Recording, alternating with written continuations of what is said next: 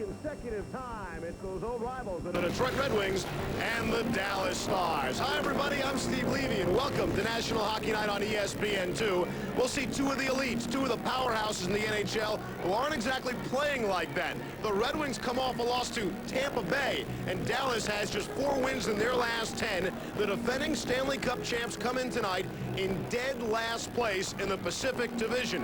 Now, it is hockey's best division. The Stars, despite being in last place, are a game over 500.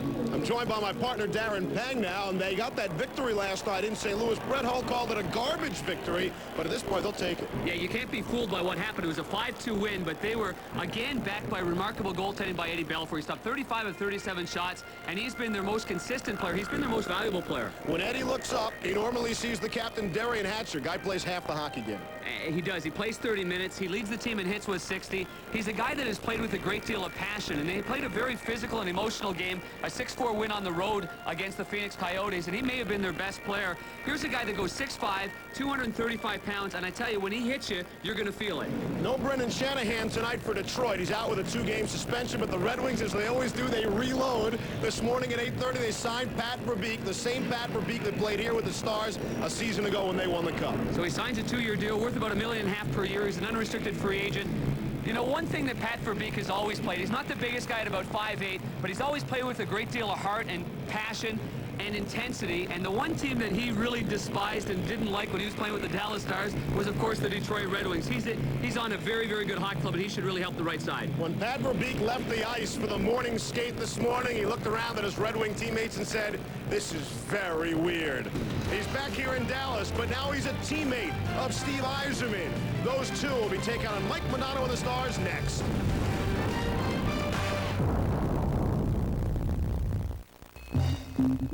Take the next step toward personal fitness now. Our prices are always in the zone. And now with your trade-ins, you can save even more. Trade in your used sports gear and save on used and new equipment to make your workouts work harder. Every day, people trade in all kinds of great fitness equipment. Come in and see how much you can save on your fitness needs today. Buying used is the smart way to stay fit. Play it smart. Trade up to help your savings now at Play It Again Sports. Check out WWF.com for details. If you have thinning hair, call 1-800-HAIR-CLUB now, and we'll send you our new 40-page hair loss update. It covers the most up-to-date information on hair-growing drugs and methods, as well as Hair Club's most natural-looking, non-surgical hair development to date. You don't feel any difference in this hair, this hair. Now that I am a Hair Club client, I would never go back. Call 1-800-HAIR-CLUB now and get your free booklet. That's 1-800-HAIR-CLUB. A great tradition continues on ESPN2. Friday Night Fights. The main event, Junior Jones battles Tracy Patterson in a 10-round featherweight bout, live from Las Vegas. Friday Night Fights, Friday at 9 on ESPN2. We want you to vote, eat, and win. The National Hockey League and Wendy's wants you to choose your favorite players for the NHL All-Star Game. It's a battle for global domination as North America takes on the world for the 50th NHL All-Star Game in Toronto. Watch the game only on ABC. Pick up your Wendy's official NHL All-Star ballot at the arena or vote online at NHL.com. You could win a 2000 Dodge Dakota Quad Cab and other great prizes. Winners will be announced during the NHL All-Star Game on ABC, so vote now.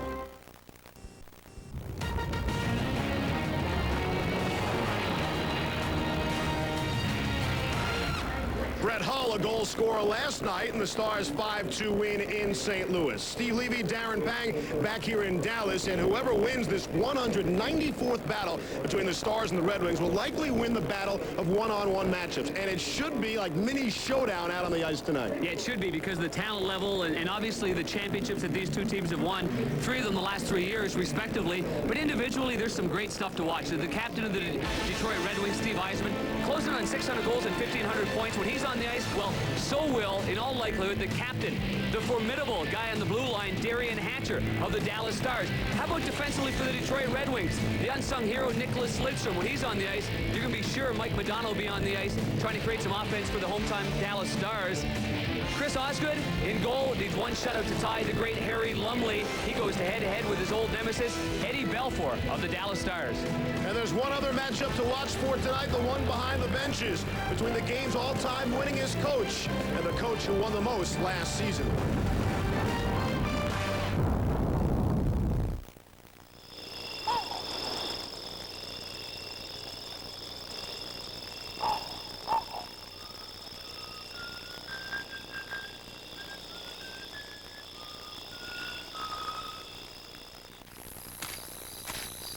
If you don't get AC Delco brand name parts, you'd better get a good brand name shoe. AC Delco, if you're not asking for it, you're asking for it. No matter what kind of car or truck that comes into my shop, there's one brand of automotive parts I can depend on. AC Delco. If you're not asking for it, you're asking for it. Two of my agents are missing, Fox Mulder and Dana Scully. An unseen adventure with a difference. You solve it. Now available on the PlayStation game console. By land, by sea, by air, he's always in his element. When James Bond is here. The world is not enough. Rated PG-13. Starts November 19th.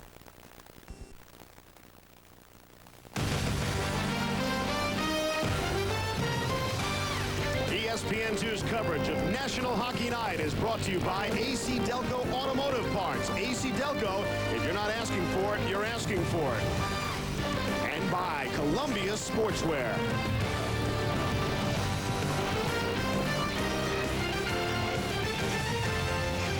From Dallas, Texas, just about set to go, the Red Wings and the Stars. And when Detroit takes the ice tonight, sporting the road red here in Dallas, Pat Verbeek will be wearing it.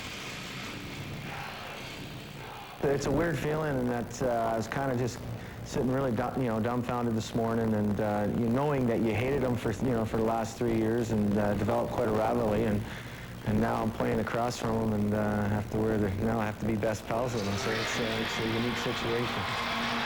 Yeah, unique is a good way of putting it. You know he's nervous for tonight. Oh, absolutely. And especially, I mean, yeah, of course, coming out here and playing against the Dallas. He won a championship with this team last year.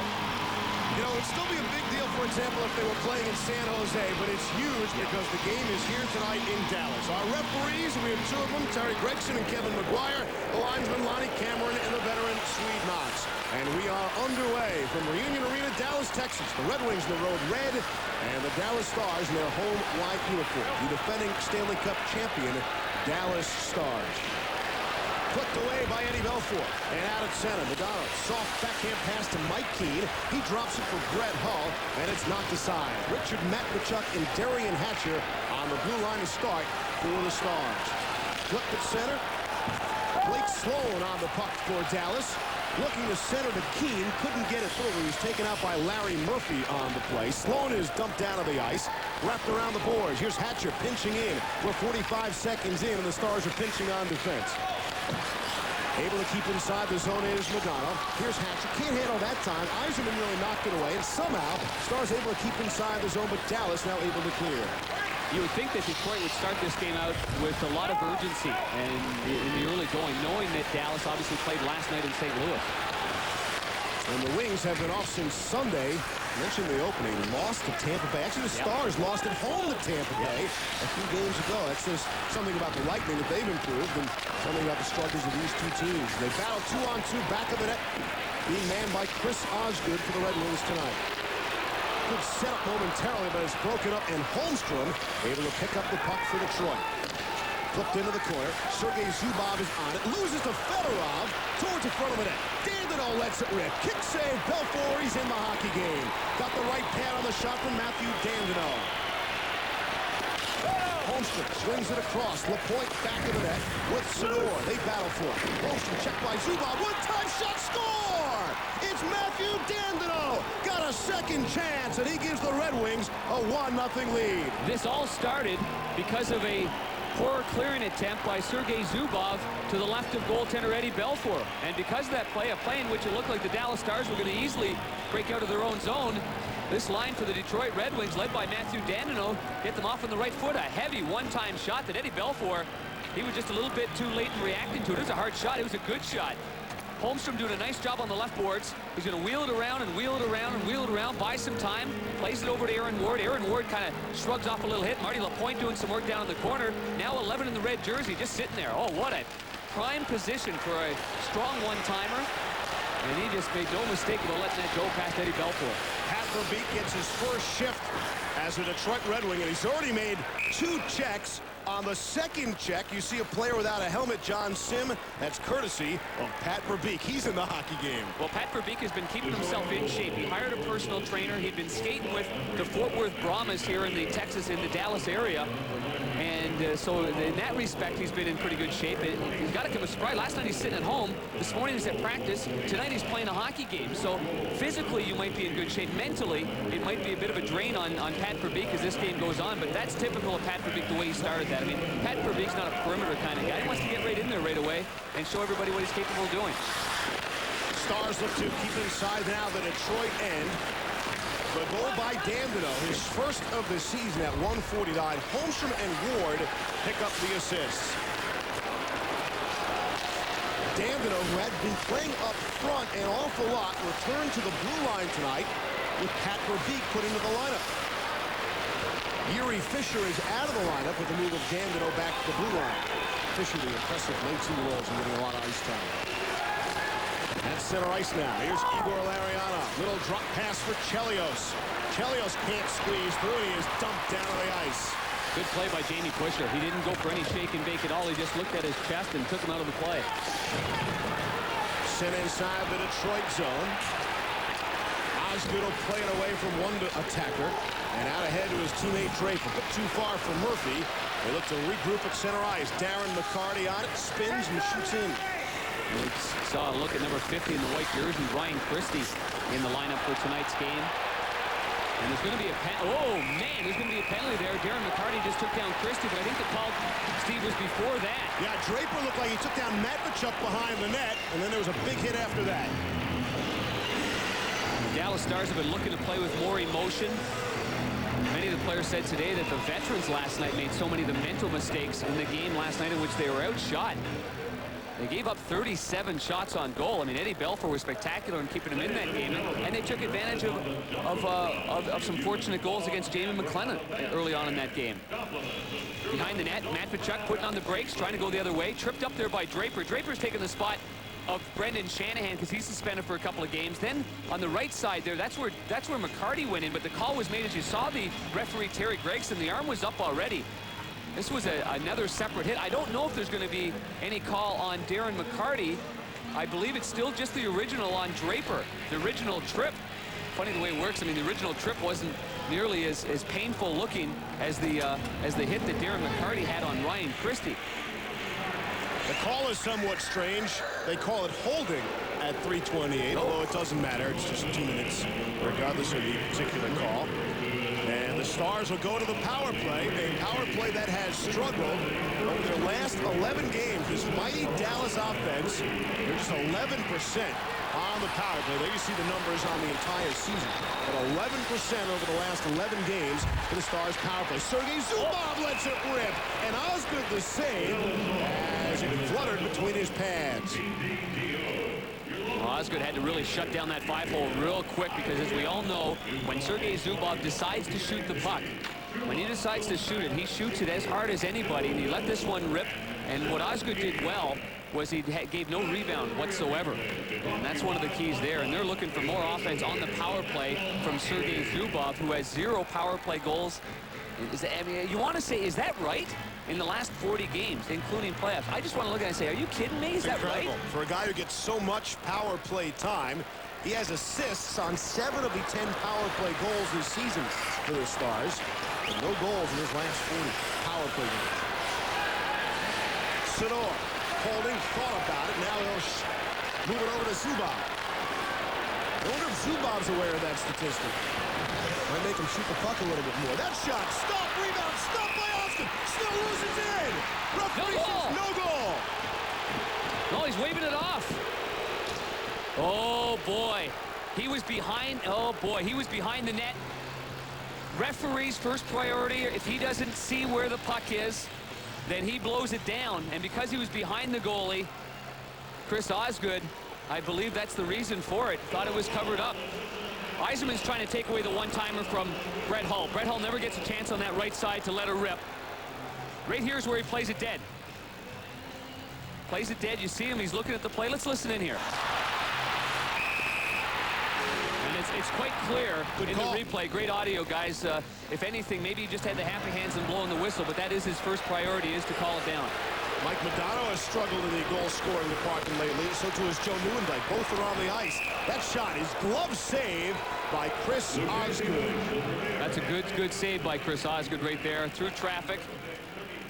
And so Osgood, who is 14-5-3 lifetime against the Dallas Stars, he got a night off. He didn't take the loss against Tampa Bay. Kenny Reagan, who played so brilliantly in the preseason, has struggled to get a victory in the regular season. But look at this record, 8-1-2.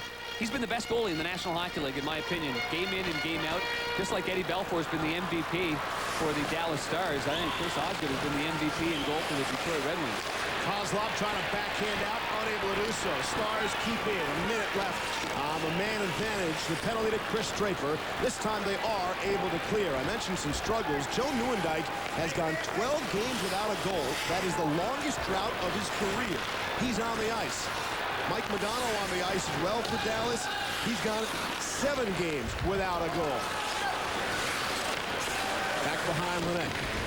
Battle for it. Modano can't get to it. Zubov does. Goes across for Sidor. That shot is tipped, I believe, by Chelios. Wide of the net. Hull back around the net. To Sidor. Finds Zubov. Lets the wrist shot go. Shot knocked away. It was better in midair. Zubov is on it at the blue line. Holding. Cross from Modano. Top of the circle now.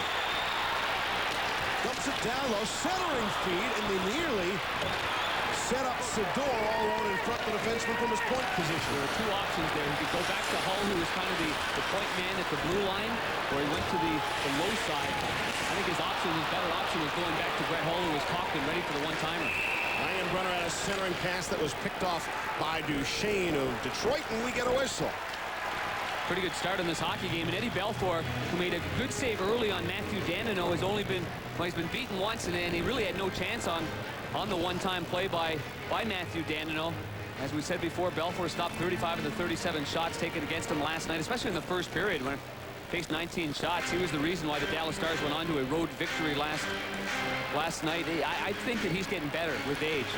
His movement, technically speaking, his patience in the net. I think he's a much better goalie all around now than when he broke into the league. And I was his partner for a better part of a year when we broke in. And I, quite frankly, never thought that Eddie Belfour would play 10 games in the NHL, let alone be maybe a future Hall of Fame goaltender. That's a credit to his work ethic. That's a credit to his commitment to the game. I've not seen an individual athlete spend as much money on equipment and making himself better as Eddie Belfour has. I'm really pleased that he won that Stanley Cup last year because of how hard he works away from the rink. Belfour was brilliant last night in the 5-2 inning. He had 19 saves in the first period alone. And the Blues really outplayed the Stars for a good portion of that game. But then again, you guys probably know that because you watched National Hockey Night on ESPN. We were with Gary and Bill last night. Kiel Center in St. Louis. An exclusive game shown in both areas. Coast to coast, peanut butter and toast. Out at center ice. Wings get to it. Stacey Roos can't handle with Blake Sloan on him. Back the other way. This is the line for Dallas that has played so well. The veteran Guy Carpenter, though, in back-to-back games, I have to see what kind of stamina he's going to have. He's a 39-year-old guy, and recently this year in back-to-back games, he hasn't performed very well in the second one. Osgood looked like he just fired that puck off Langenbrunner's noggin. Yeah, that's what it looked like. Langenbrunner shakes it off. Loose through Detroit. Shoot in. It was checked by Sim. Belfour will swing it around. Good check thrown there by Holmstrom as he put Langenbrunner down to the ice. Matt Tkachuk can't handle him. Ingrid's behind the net as well. Here's Detroit now looking to set it up. around the net now. Here's Duchesne in deep. Trying to put it through a couple of legs. Lariano. Good pressure here by Detroit. Verbeek swings it around deeper inside the zone. Holmstrom touches. Hatcher hits in. Delayed penalty coming up. And we'll have a power play. Well, the Detroit Red Wings have scored the only goal so far in this hockey game, and it came off the twig of the defenseman turn forward to defenseman turn forward. Matthew Danino has got the Wings on top by 1.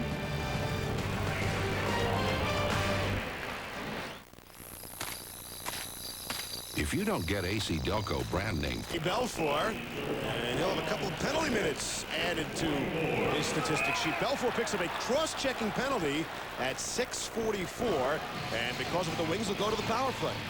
Well, on the right side of your screen, you're going to see Eddie Belfour, who's always been pretty aggressive around that net. I always thought when he first broke in that he was sort of had that middle linebacker mentality. You know, and you saw it on the right side there. He gave him a nudge from behind. And not only did he hit Holmstrom hit whoever was in front of him, one of the defensemen for the Dallas Stars, so he went down as well. And it looks like John Sim is in there, serving the finer penalty. John Sim was terrific last night, scored 2 goals after being recalled from Kalamazoo International Hockey League and leading them to victory in St. Louis. 2 tallies. That's a nice way to start it off.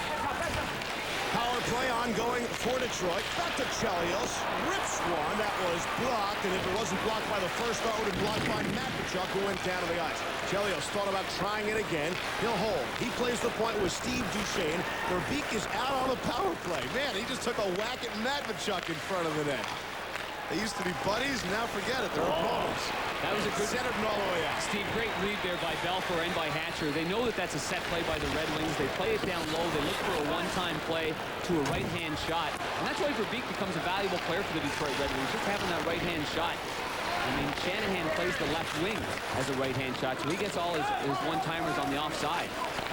Holmstrom is cut off. That allows the Stars to get to it. Eisenman and Carbonneau battle, and Hatcher, the monster of a man, able to clear.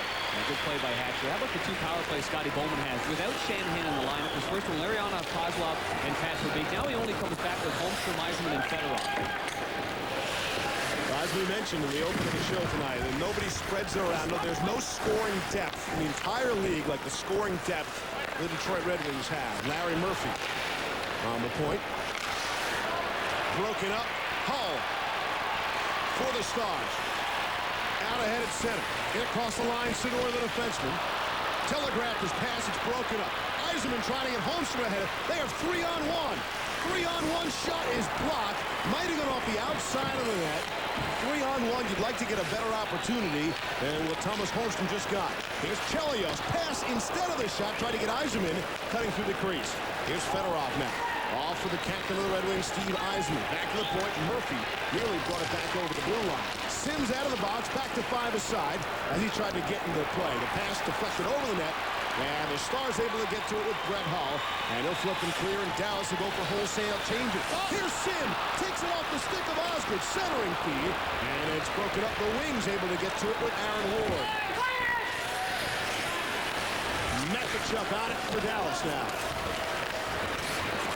And it's clear down the ice. Here's Dandino picking it up for Detroit. Dandino and Ward on the blue line for Detroit. Let's keep our eye on Eddie Belfour in front of the net, especially when Holmstrom's there. They're having great battles in front of the net. Yuri Butsayev out there with Stacey Roos trying to break through there for Detroit. Loose puck up Eddie Belfour. Matvichuk, big high hit on Roos to clear him out of the way. And we get a whistle. Tuesday, there's more great National Hockey Night action for you over on ESPN. It's exclusive coverage as the defending Eastern Conference champion Buffalo Sabres will take on the Pittsburgh Penguins at 8 Eastern. Martin Biron, the NHL's Player of the Week as a rookie, will try to continue his strong play in place of Dominik Hasek against the reigning league MVP Jaromir Jagr. Guy has 24 points in 12 games this year. For more, log on to ESPN.com, part of the Go Network, go.com. Here's what happened in front of the net, Steve. There, the stick behind the leg, stick behind the knee, then the little blocker right there. And he had just taken a penalty, just taken a minor penalty for a very similar situation on Holmstrom. Goalies have to work harder, and they're going to have to be more aggressive with the player standing right on the doorstep like that. Here come the Red Wings trying to cut in. Rather, the Stars trying to cut in. The Red Wings fire it back out. Admit it, though, Panger. If you're a goalie and you get called for a penalty, you're thinking they're not going to call you for a second penalty, right? No, you're going to go at him again and again and again, as long as it's within reason. Because if you step out and make a real blatant attempt, I think that's the easiest call for a referee, because the referee's always looking around the blue paint, the goaltender, and the guy in front. You've got to be very discreet about your decisions to make sure that you make a play for the man in front. I can't remember the last time one goaltender picked up 2 minors in the same game. Pretty rare. That stop by Osgood and really pops over the net. Back behind the net, Dandino is on it. He is the lone goal scorer of this hockey game. Midway through the first, pleased to be paired with Darren Pang, Steve Levy, and our fine ESPN2 National Hockey Night crew coming to you from a sold-out Union Arena in Dallas, Texas. Lidstrom is on it, has his pocket picked a bit, and Newendijk, who went down on the ice, penalty call. Lidstrom will go. And we'll come back with the Dallas Stars power play. And very rarely do you see Nicholas Lidstrom going to the penalty box, but the puck was fumbling around and he had to take Joe Newendijk, who was really moving his feet.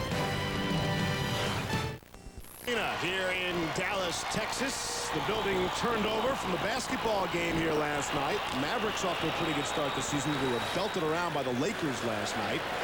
And they were just putting the stands together this morning here as they get ready for hockey tonight. The 58th consecutive sellout at Union Arena in Dallas. Only goal on the board is Matthew Dandino. We talked about a scoring depth by Detroit. And who would have thought Dandino gets the goal tonight, his first of the year. There was a change on the assist. They took an assist away from Aaron Ward and gave it to Marty LaPointe. Like, dude, change to the stick to the face. And he's one of the many players that wears a visor. He's going over there, and he's talking to Joe Newendijk, and Newendijk's the kind of guy that he's pretty well respected for where his stick is. And in fact, this was an attempt to go up high. A lot of times, if you played the game and you used one hand on his stick, he was actually using one hand trying to get the forearm, just give him a little nudge, and it looked like it bounced right off his glove. And if you know the foam that's inside the gloves, it looked like it just bounced off there and then came up high on him. So, I mean, players have to be aware of where that stick is, but that was not an intentional play to high stick Steve Duchesne. Second power play of the night ongoing for Dallas. Obviously, 0 for 1. They had 5 shots on their first power play. Zubov back behind them. Yeah, look at this power play. Look at how aggressive Chris Chelios is. In the shorthanded situation, Chelios was all the way up, and now Yzerman supports him with 1-on-3. And then the Detroit Red Wings have got the Dallas Stars handling their own zone. At center ice. Trying to squeeze it through. Duchesne picks it off. Sador able to keep it in. Cross for Modano. And couldn't take it on the forehand. Looked to shift backhand to forehand and couldn't get the shot off. Here's Sador. Goes across for Zubov now. Tried to dump it down low. Draper was there to break up that play. Draper and Fedorov up high for the Wings. That shot is blocked by Chelios. He went down to the ice. Yeah, that one looks like he's struggling to get up. Here's Sador. Thought about it. Fake. Goes across ice. Sador gets it back. One times the high shot. Hall and Chelios chop at each other in the corner. Chelios gets the puck. Trying to squeeze it through a couple of bodies. And finally, Chris Chelios will clear. Chelios, the sweater looking a little heavier tonight. He's sporting the A on his uniform tonight in place of Brendan Shanahan. We'll have to keep our eye on him, too, because when you take a slap shot like that around the foot area, I mean, the problem is when you take off your skate. Here's Sim trying to sneak in backdoor, and a good active play by Osgood out to knock it away with his stick, and Sim was buried by Ward. Shot is blocked that time by Marty LaPointe. LaPointe able to clear. 4 seconds left in the power play, and that'll do it. The Red Wings able to kill off the rare penalty for Lady Byng candidate Nicholas Lidstrom. He's never had, by the way, a fighting major in his 8-year NHL career. Off the skate, Kozlov able to regain. Slava Kozlov nearly had it knocked out of midair, but Dandino recovers. Dandino's got some extra jump tonight, it looks like, for Detroit. Rolled around for Dallas, Roman Lyashenko, wearing 36 in white. He's on the puck right now. Lyashenko's going to be a player for them. He had a great training camp for the Dallas Stars, but because he's 20 years of age, I mean, you have to go through the process, especially a team that won a Stanley Cup last year and filled with so many veteran players, and that's the reason why he got sent down to Kalamazoo. Every indication is that he's going to be a real player in this league for a long period of time. He's a right-hand shot, and he had a strong game last night in St. Louis. Osgood moves it away from Carbonneau, but fortunately for him, right to Sloan. He gives to Carbonneau back. Murphy is on it. Sloan to the corner. behind the net. Dallas looking to pick it up with Jamie Wright. Wright will look to pick himself up now. But he continues to battle. Murphy over to take the puck away from him. Carbonneau supporting the youngster. Tried to center. It's off the leg and back behind the net. Sloan picks it up. Tried to center for Carbonneau. A little give and go. Broken up by Lariano. 6 minutes even left in period number 1. Gambino got the only goal of the game, and it's 1-0 Detroit. And the crowd urging for a call as Jamie Wright was flattened down to the ice. And also Kozlov grabbed the puck and he tossed it out of his own zone too. Oh, 2-on-1. 2-on-1 Detroit. Here's Draper. Centers it. Score to Steve Yzerman off the 2-on-1 down low. And the Red Wings open up a 2-0 lead.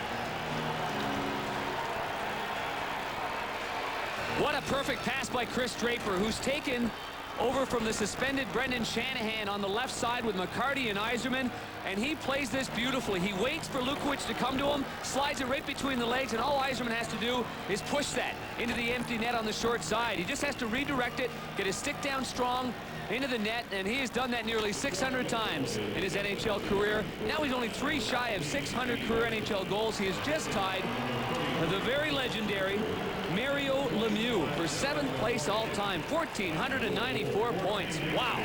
Congratulations to the captain of the Detroit Red Wings. Detroit opens up a 2-0 lead over the Dallas Stars. Yzerman from Draper and McCarty at 14-18. Stevie Y's 5th of the season. That shot kicked aside by Eddie Belfour. Belfour continues to play well. Again, this has been the story of the Stars season. Belfour plays great. A lot of times it's not enough. No, in fact, the only time they met this year, we actually did this game on ESPN2 in Detroit. It was a game which the Red Wings should have won that game. But Eddie Belfour led the Stars to a 3-2 victory. He was sensational. Talking to some of the Detroit people, they said if not for Belfour, he might have just 2 wins this season instead of 8. That's how good he has been. We showed you his numbers earlier. They're much better than his 7-5-1 record would indicate. Here's Fedorov. That shot right on the Stars symbol of Belfour, and he'll hang on as players come together. Steve Yzerman has been getting it done for the Detroit Red Wings his entire career. And now he ties Mario 7th on the all-time point list.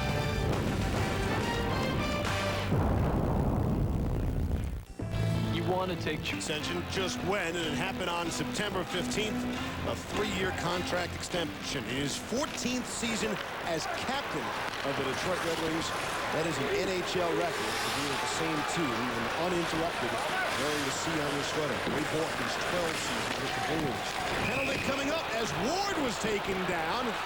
And that'll be a bad penalty against Dallas, and Joe Nieuwendyk struggles continue in a different way. Yeah, anytime you're in the offensive zone, it isn't a recommended penalty. Let's go back to the goal that was scored that made it a 2-0 game as Nieuwendyk's going to go to the penalty box. We'll see a power play for Detroit.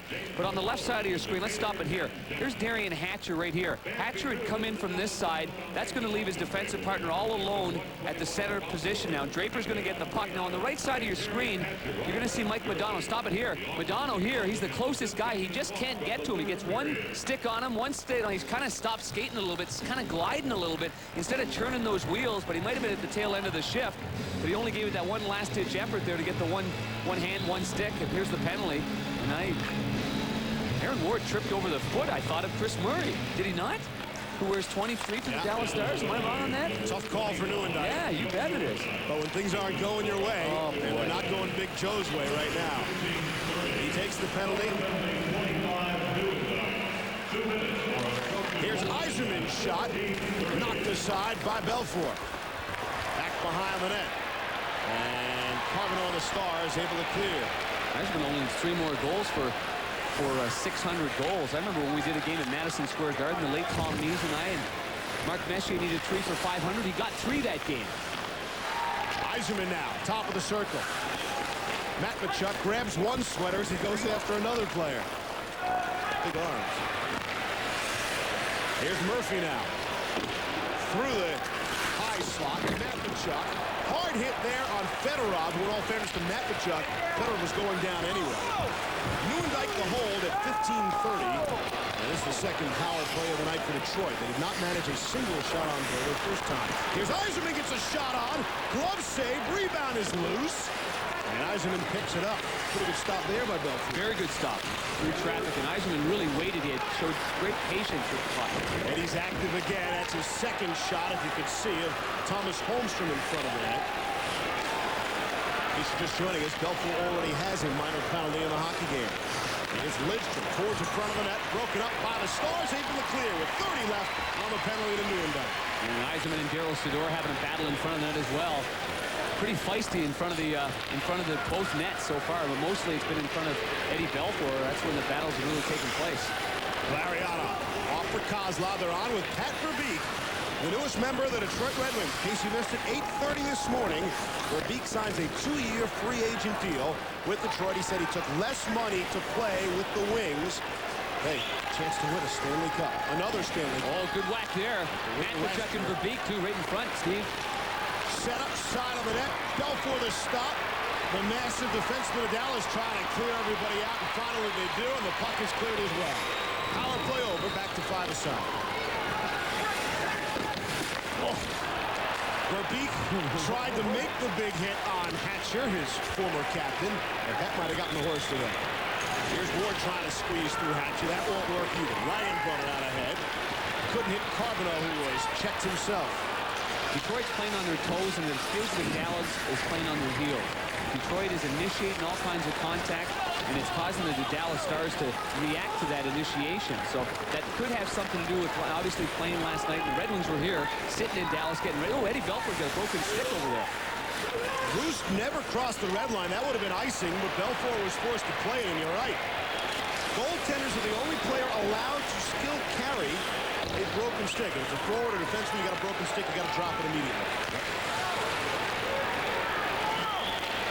Matvichuk keeping his own end. They're trying to get a whistle to get Belfour a new stick, and now Belfour has the stick of Matvichuk as he flung his broken goaltender stick into the corner. Now Matvichuk has his own stick as we got the final 70 seconds of period number 1. 2-0 in favor of Detroit.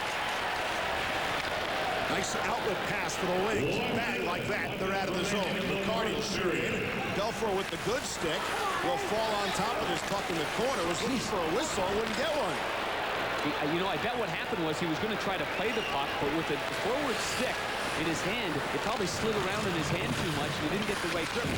The glove of the goaltender, you rely on the fat paddle part to lean it in there to fire the puck out, but with not a fat paddle with the thin line right there, he couldn't get a hold of it, I bet. We're 40 seconds away from our Dodge intermission report. That's coming up. We'll send you back to the fine folks at the ESPN News Network. They'll give you the NFL update. The Marino Aikman injuries, as you can imagine, here in Dallas, they are locked into what's going on with Troy Aikman, Emmett Smith, and Michael Irvin. And, of course, a busy night around the National Hockey League. That's all coming up on the Dodge intermission report. And I'm sure everybody at ESPN News, they're going to miss not having Pat Verbeek there. He went there for 3 days, did a wonderful job. That's right. And because of those fine folks, he got himself a job. Here's in front of the net again. I mean, this isn't a replay. We're not showing you, I mean, this is a replay, but we're not showing you the 15 other sequences that have happened in the game. It has been Holmstrom in front of the net, Eddie Belfour giving him some whacks and getting in his way. Holmstrom's just doing his job, and he's doing a darn good job of it as well. And I think Eddie Belfour is doing an excellent job of maintaining his composure. Holmstrom, of course, makes his living there. Last year, 15 goals wiped out by the crease call. 15 goals. He was the happiest guy in the league when they changed the rule. Here's a chance for the Stars. Shot is blocked by Eiserman, who went down to the ice. What a shot block that is. I don't know if it was on purpose or not, but what a great time to be falling in front of your net and blocking it. Zubov had all the time in the world to let that thing rip. Hey, all you have to know about Steve Eiserman, he's the only Detroit forward in double digits in blocked shots. You know about everything else, but Eiserman plays all 3 zones. I believe that was an 11th blocked shot of the season. Yeah, he's done a lot, and I think a lot is made of the fact that since Scotty Bowman came to Detroit, that he's responsible for changing Steve's game up. And there's no doubt about it, there's a link there between Scotty Bowman and Steve Eiserman, the same link that Jacques Lemaire went through while with the Montreal Canadiens as a player while Scotty Bowman had him. But I will say this, and I played junior hockey with Steve and against Steve. When he went to the Peterborough Petes as a 16-year-old, and he was a top draft pick there, he was a really wonderful two-way hockey player. And that's what Peterborough stresses is two-way hockey. So he had some foundation there before he got here. It is Eiserman's goal, his 5th of the year, that has given Detroit a 2-0 lead. Matthew Dandino has the other goal. 2-zip Wings after 1. ESPN News after this. 2-zip on the Stars at the first intermission. Welcome to ESPN News. John Anderson along with Jim Frazier. And, of course, ESPN's hockey analyst, Barry Melrose. Gentlemen, talk hockey. Yes, indeed, a full slate of hockey action tonight. Barry is here to help, beginning with the Bruins visiting the Sabres. And speaking of help, I believe, Barry Melrose, that Byron Defoe could have used some help early on in this one. Well, if the word rust means anything to you, that's sort of what happened with Byron tonight. He wasn't sharp, certainly not to the standards he showed last year, and he's one of the best goaltenders in the NHL. And he struggled basically the first half of the game when he played. This was a terrible goal here. Just throws the net, hit the knob of his stick, went in. He needs to see some more pucks in game conditions and in practice. Especially with that incentive-laden deal he wanted, huh? Jason Woolley also having quite a hockey game. He was all over the place early on. He jumps in, and this is all when Buffalo's playing well, that's what happened. The defense are very active. They join the play. Great pass here right across. Nobody picks up Shatan in front of the net. You can't live a 40-goal scorer standing there. That his 8th of the season. 3-0 saves at that point. Jason Woolley added again. Michael Pekka and Verrata one more time. Well, again, the puck goes down low. Nobody picks up Woolley coming from defense, and Lord Byron is sweating profusely and on the bench. Indeed he is. Martin Biron, though, he has been solid. The youngster looking pretty good. He's the goaltender of the future. His pace has been accelerated drastically with the Hasek injury, and he's looked great. Two teams pretty woeful as of late. The Pens and Canadians. Trevor Linden shot on the 2-3, deflected, but Martin Ruchinski somehow, some way, Barry. Well, Pittsburgh's terrible in their own end right now. That's why they're not winning. You see the play right here. The defenseman, Ferentz, doesn't pick up the man. He's going around the wrong side. Aubin was slow getting to the post. Rucinski put it in the short side. So would that be the 3-hole there? I'm not sure what hole that is, but that's a bad hole. Whatever it is, it's a bad hole. And more scoring from the Pittsburgh Penguins. The Jaromir Jagr, the guy has done it all. And the Pens haven't had much in that department. He has now scored a point in every game this year. The Pens winless in their last 8. Montreal also really starved for offense. They have managed more than 2 goals in a game just twice in 15 games this season. We go to the Garden, minus Alexei Yashin. He's hanging out with Carol All. The light will not turn off. Maybe a sign of things to come. Apparently not, because it is the Sens early on. Joey Juneau and Vinny Prospel hooking up early. Well, the Ranger defense lets Prospel beat him to the front net. That always hurts him. But the Rangers showed some speed here and a little bit of tenacity going to the net. Johansson goes to net. Theo goes to net. Johansson touches one hand. First goal of his career, Kimi Johansson. Great player. Theo makes it going to the net hard. You see Johansson with one hand on his stick. Ottawa defensemen are a little weak on the puck, but great goal by the Rangers. They haven't showed tenacity like that for a while. Janssen's first career goal, second period. We're still tied at 1. Matthew Schneider finding Eric Lacroix. Lalime, the nice backhander. 2-0, 2-1 Rangers at that point. New York, though, really struggling at home, Barry. Well, they haven't played well at home, but they're really battling tonight, running into people. They haven't done that. York gets a short goal on the short side there. Lalime wasn't square to the shooter, but the Rangers played very hard so far in this game. Senators can easily score 2 goals in the third period, though. They're very explosive. And Alexei Yashin enjoying this game on the couch. Carol, please bring me something cold to drink. Hurricanes, meanwhile, taking on the Islanders. And how bad can it get for the Isles this year, Barry? Well, they're a tough team. They've got money problems. They got building problems. Mike Milbury's in tough there. When you don't have money, it's tough to improve your team, free agency or any otherwise. So the Islanders are just treading water. Hopefully they can get a new building and maybe a new owner. All right, Thrashers and Panthers. Andrew Burnett has done it all for the Thrashers this year, Barry, but they're getting some other offense tonight. Nelson Emerson and Patrick Stefan. Well, they're not a bad hockey club. Patrick Stefan was the top pick this season. He's going to score a lot of goals for the Thrashers. They played very hard tonight and are battling the Panthers very tough. And Yaroslav Spacek has had himself some effective minutes on the ice early in this year. Of course, the Panthers without the services of Pavel Bure, and then he certainly missed him. Well, you miss him. They're a much, much better team with Bure in the lineup. That's easy to say. They need him back if they're going to take a run at the playoffs. Thanks for my shift, guys. In other news, no ice here. Cowboys quarterback Troy Aikman will not play Sunday against the Packers. Dolphins quarterback Dan Marino probably won't return to the gridiron until December 5th against Indianapolis. And Cincinnati Reds manager Jack McKeon was picked as NL Manager of the Year. More hockey action coming your way, including Barry's keys to the second period tonight. Stevie Y got his team up 2-0 after the first 20 minutes. Quarter figures show a strong uptick in gross revenues with a chorus. The rest of the hockey game in just a moment. First off, we want to talk about Detroit. Barry, they are in first place. They haven't had a lot of problems with offense. Why bring in a guy like Pat Verbeek right now? for a couple of reasons. Number one, they're going to take a run at the Cup again, which everybody knows. Pat Verbeek is a playoff performer, has won a Stanley Cup, plays great in the playoffs.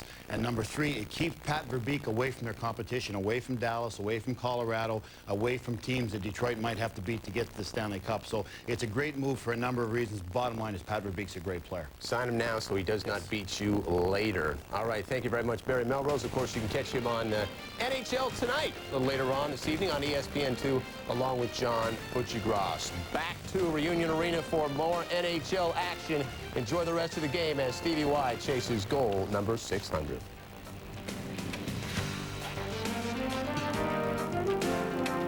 The report is presented by Dodge, the official vehicles of the NHL. Dodge, different.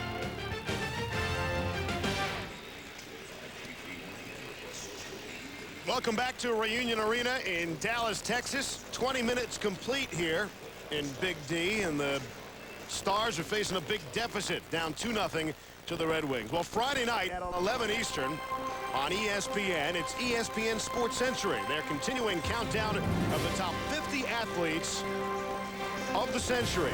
And we're up to number 11, and it's Joe Louis, the former heavyweight champ's reign lasted 12 years. He became one of the first black sports figures to become a hero in mainstream America. He's always been a hero in Detroit. He's the captain of the Red Wings, Steve Yzerman, his 5th of the season. ESPN2's coverage of National Hockey Night is brought to you by Keystone Light, America's never bitter beer. By Dodge, the official vehicles of the NHL. Dodge, different. And by Insight PC Gaming and Insight Video Gaming magazines, the life behind the games you love.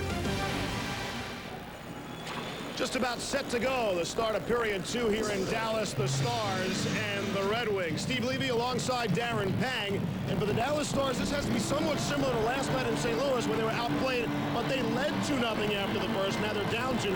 Yeah, and I don't think they're going to get many freebies against Chris Osgood here. I mean, he's a guy that is obviously on top of his game, but they were outshot 11-6 in that opening period. Obviously, 2 goals against. One by Matthew Danino and one by Steve Yzerman, who's now only 3 shy of 600. Whistle at the blue line as players come together, 17 seconds in. Grinding going on here in the early part. Down low, McCarty, LaPointe doing some good work to get Danino the goal. Steve Yzerman getting set up perfectly by Chris Draper, who slides it right between the legs of Lukowicz, right on the tape of the captain. And Eddie Belfour had no chance whatsoever on either one of those goals. There's a key stats to that opening period. Odd man rushes 4 for Detroit, 0 for the Dallas Stars. It looked to me like the Stars were fatigued, tired, couldn't get that jump going, whereas the Detroit Red Wings have that jump. Yeah, that's understandable. Dallas playing last night in St. Louis. Detroit, they've been off since Sunday. The road game, a loss, 3-2, Tampa Bay. In across the line. Osgood will play it away. He's chopped at by Mike Keane. Modano in the corner. 2 wings on him. Murphy chops it back the other direction. Draper on Modano. Those two continue to battle. Centering feed. Hull couldn't sweep it through. And it's out of the zone. We get a whistle. Well, Brett Hull had a pretty good goal last night in St. Louis, firing it back his former mates, and the backup goaltender for last year, Roman Churik, who replaced Jamie Noodles McClellan after the start to that hockey game. Brett Hull's very unique in the way he can fire that puck on the offside. A lot of times he gets his chances, obviously floating away from the play, going unnoticed, and then one-timing it from his off wing. But in last night's game, he went on the right side and just let her fly with that one flick of the wrist. So powerful the way he lets that go. You hardly hear a noise when it goes off the end of his blade. And he was real cool and calm. There was no pump. There was no big celebration. When you score that many, there's a calming demeanor that you have when you do score. It's fun to watch. You know the guys that don't score, they're jumping around. They don't know what to do when they score. Dave Williams riding his stick. It's tiring probably coming up with new celebrations all the time. But the NFL players seem to do it every single touchdown. At center, Sidor for the Stars. Cross ice pass is a bit too hard, and Zubov is on it for Dallas. Here's Zubov. Cross for Madonna. Mike on for the first 2 minutes of this period. At center ice here from the wings now. Here's Holmstrom looking for any kind of help as Detroit finally goes for a change. Broken up. There's Madonna again. He's got to be beat. Long shot is stopped easily by Osgood. Lariano able to get it away from Chris Murray. Murray scored his first goal of the season last night in that Dallas win. Hatchet came over nicely. Bit of a finesse play to the big guy. Yep. To the corner. Good play. Well, for a big man, he's got good lateral movement. Shot through heavy traffic. Belfour able to make the stop. And who provided the screen? But his old teammate, Pat Verbeek. Cross for Madonna. And he's at center. He'll shoot in. And now Madonna will go for the change. Here's Duchesne winding up. Out ahead. Lariano for the Red Wings. Shoots in. Belfour let it go. I don't believe he intended to do that. Draper in the corner. It's a 2-on-2. Jamie Pusher in there for Dallas. The former Detroit Red Wing defenseman. Draper rolls around on the dasher. And when it falls into the hands of a Dallas player. Murphy held it in momentarily, and now they are offside as McCarty tries to bring it in. Well, you know, Pat Verbeek's had a pretty good start to this hockey game, and he comes from nearby Petrolia, Ontario, about an hour from Detroit. And is it ironic he's wearing this jersey? Well, it's very ironic. It's, I mean, if you're going to be thrown into this situation, I mean, this is probably the best situation you could probably be thrown into. You really, you have no time to think, and you just, you know, put on the uniform and go play hockey. And, you know, tonight, obviously, there's a little history in you know, in who I'm playing against and stuff like that. But once the sweater goes on, it's back to the old ball game. His contract is prorated. He'll make about $2.4 million over a 2-year period. So he's missed about 40 days of paychecks because of it. So there's nothing, you know, retroactive. It's now that ESPN paycheck will help out for some of that lost. That's right. That's why I went over to Bristol, Connecticut to work with everybody there. And you know, it legitimizes our coverage too, though. When a guy like Pat Verbeek goes on his own like that, and mind you, it keeps everybody remember who he is too, though. I mean, he's in a couple of guys, he's not being forgotten. Centering feed, try to get it across from the point. It was broken up nicely by Brett Hull. He's playing his own zone, lets it rip, and Osgood seemed like he had some trouble with it. He's able to hang on. Let's go back to Pat Verbeek's old partner. That's John Butchergrass. Thanks, Steve. Let's check things out in New York, and it's Rob Zemner with the wrist shot and the goal to make it 3-2. However, it appears Ottawa has just scored again. We'll update you on that. All right, John, keep us posted. And speaking of the Senators, what a horrendous story with Alexei Yashin. The Senators suspending him for the remainder of the season. He's not surprised by that. No one's surprised by that. It's going to be interesting what the final ruling is on that. Sador rips the shot. Karam's off the end boards. Battle for it. It's on the net behind it. And now the Red Wings get to it. Dandino trying to come out. He scored the first goal of the hockey game. I don't think Alexei Yashin will get a whole lot of fan support or sympathy from around the NHL. One thing for sure, he's not going back to play for the Ottawa Senators, no matter what's going to happen. And this move and this stance by Alexei Yashin was about getting out of Ottawa, and that's basically it. His new girlfriend, Carol Alt, visiting in Zurich. I heard about that. What's the age difference, you think? A couple months. 20 years, maybe. Here's Ward. Spins it around. Holmstrom. Couldn't handle the pass from Federer. And Belfour will play. 5 minutes in, period number 2. Giveaway. Here's Verbeek. Boy, he would love nothing more than to pick up a point. He nearly got a point there because Kozlov let it rip. And Eddie the Eagle flashed out the glove. Good shot by Slava Kozlov. Last year he had 29 goals and 58 points. 29 goals were the highest since '95 when he scored 36 goals in the red and white uniform. Good pinch-in play right there by Pat Verbeek wearing 15. He kind of causes this disruption to happen. And Eddie Belfour staying deep in his crease. And when you stay deep in your crease like that, you get yourself in a crouch where you're kind of given something. I know it happened quickly. It was a turnover. And Kozlov and Eddie Belfour are very familiar with one another. When Eddie Belfour was playing for the Chicago Blackhawks, they had many good battles one-on-one. And Kozlov seemed to get the better of Eddie Belfour in key situations, in big-time goals, overtime goals. But Eddie got him on that one with a quick glove. He's another Red Wing that is struggling offensively. 5 games without a goal for Kozlov. Langenbrunner's shot. Osgood the save, and there is no rebound. He will hang on to that. Next Wednesday, here on ESPN2, we're double dipping beginning at 7 Eastern when Mike Modano, Brett Hull, and the Dallas Stars you're watching tonight take on Peter Bondra, Adam Oates, and the Washington Capitals. And then, what do you say we go for a nightcap? The Panthers, led by their solid start, they'll try to stop the Colorado Avalanche, led by Joe Sakic and the Super Softs, Hedo Contreras. For more, log on to ESPN.com, part of the Go Network, Go.com. Scotty Bowman's club 5-on-5 has been really the difference here. Look at it, they're plus 14 5-on-5. Look at the Dallas Stars -3. Last year they were one of the best teams in the NHL 5-on-5. They're not creating any scoring from that. We're seeing that in this hockey game. They're not generating any real good chances 5-on-5.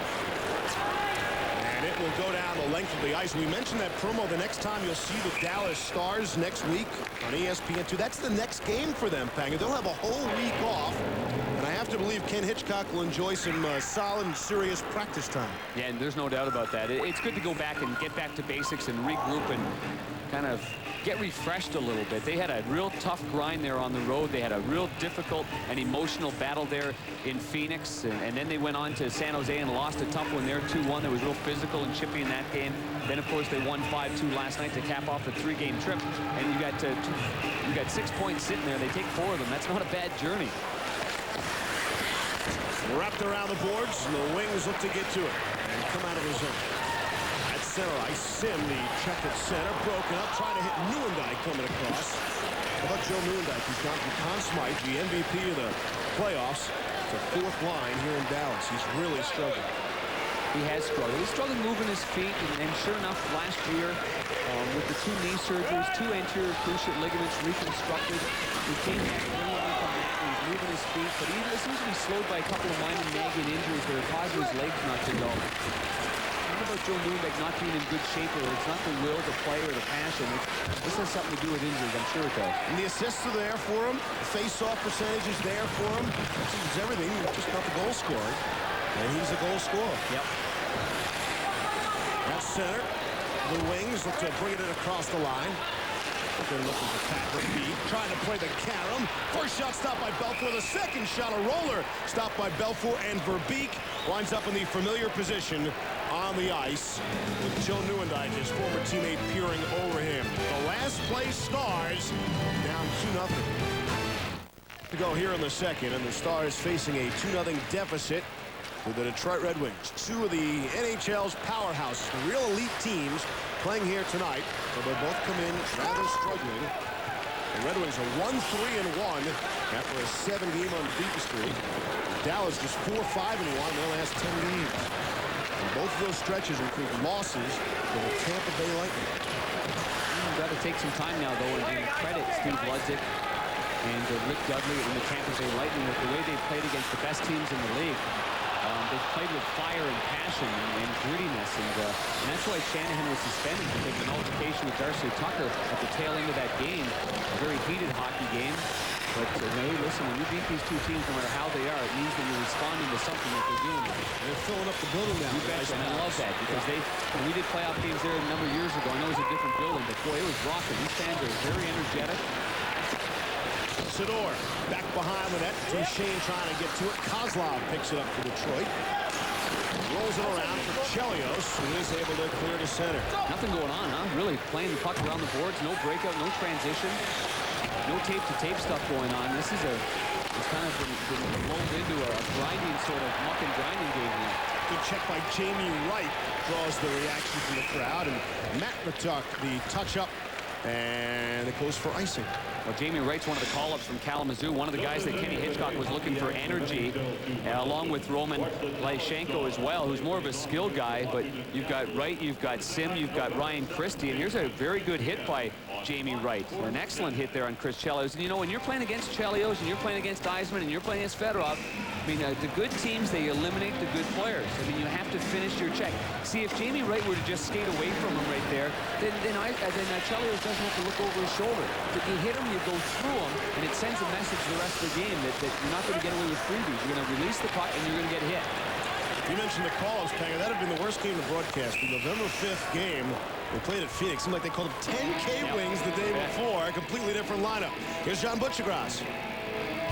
Thanks, Steve. Back to New York, as we mentioned. It looked like Ottawa had tied the game as we're giving you the last highlight. They did. Magnus Carlson, a wild mess in front. And it's now 3-3 in New York. Meanwhile, in Phoenix, Edmonton and Phoenix, Oilers lead 2-0. But back come the Phoenix Coyotes. It's Mike Alatala with the goal to make it 2-1 in the first.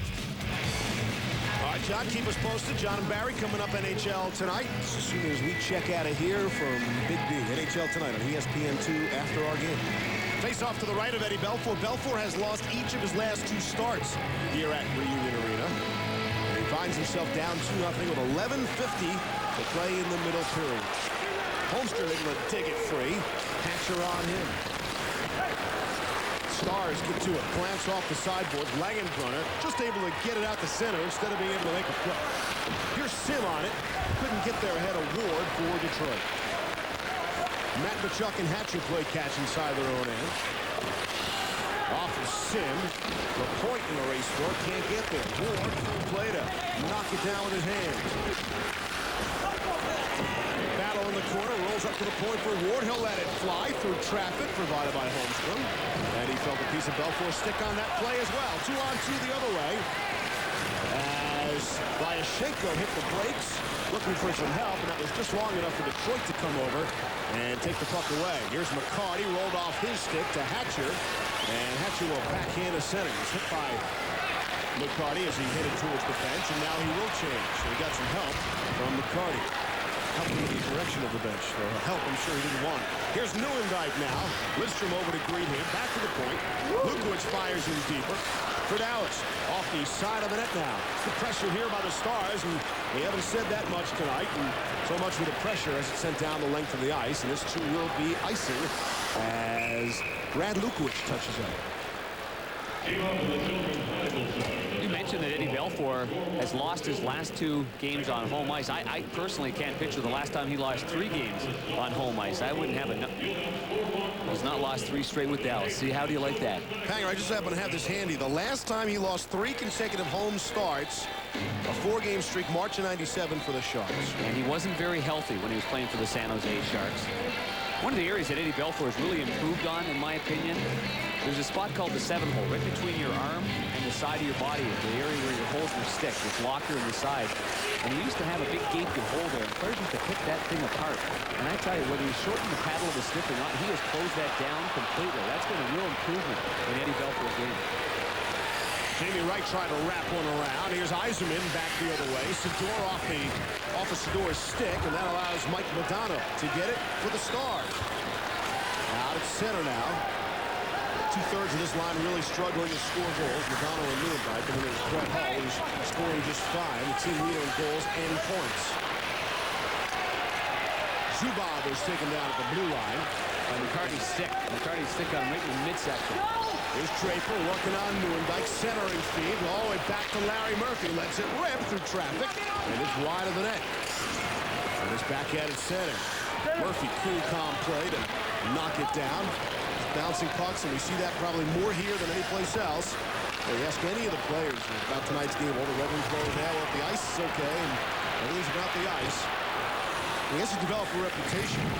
Even if it's not that bad, people are so used to talking about the ice in Dallas. I will say this about the ice. The gentleman that runs the rink here, Bob Jordan, was kind enough, and he does this on game days, and he allows a lot of us, including yourself, Steve, and myself, to skate here, and that really helps the ice. Meanwhile, Guy Carbonneau, the feisty 39-year-old veteran, battling out on Mark Rogers and the boards.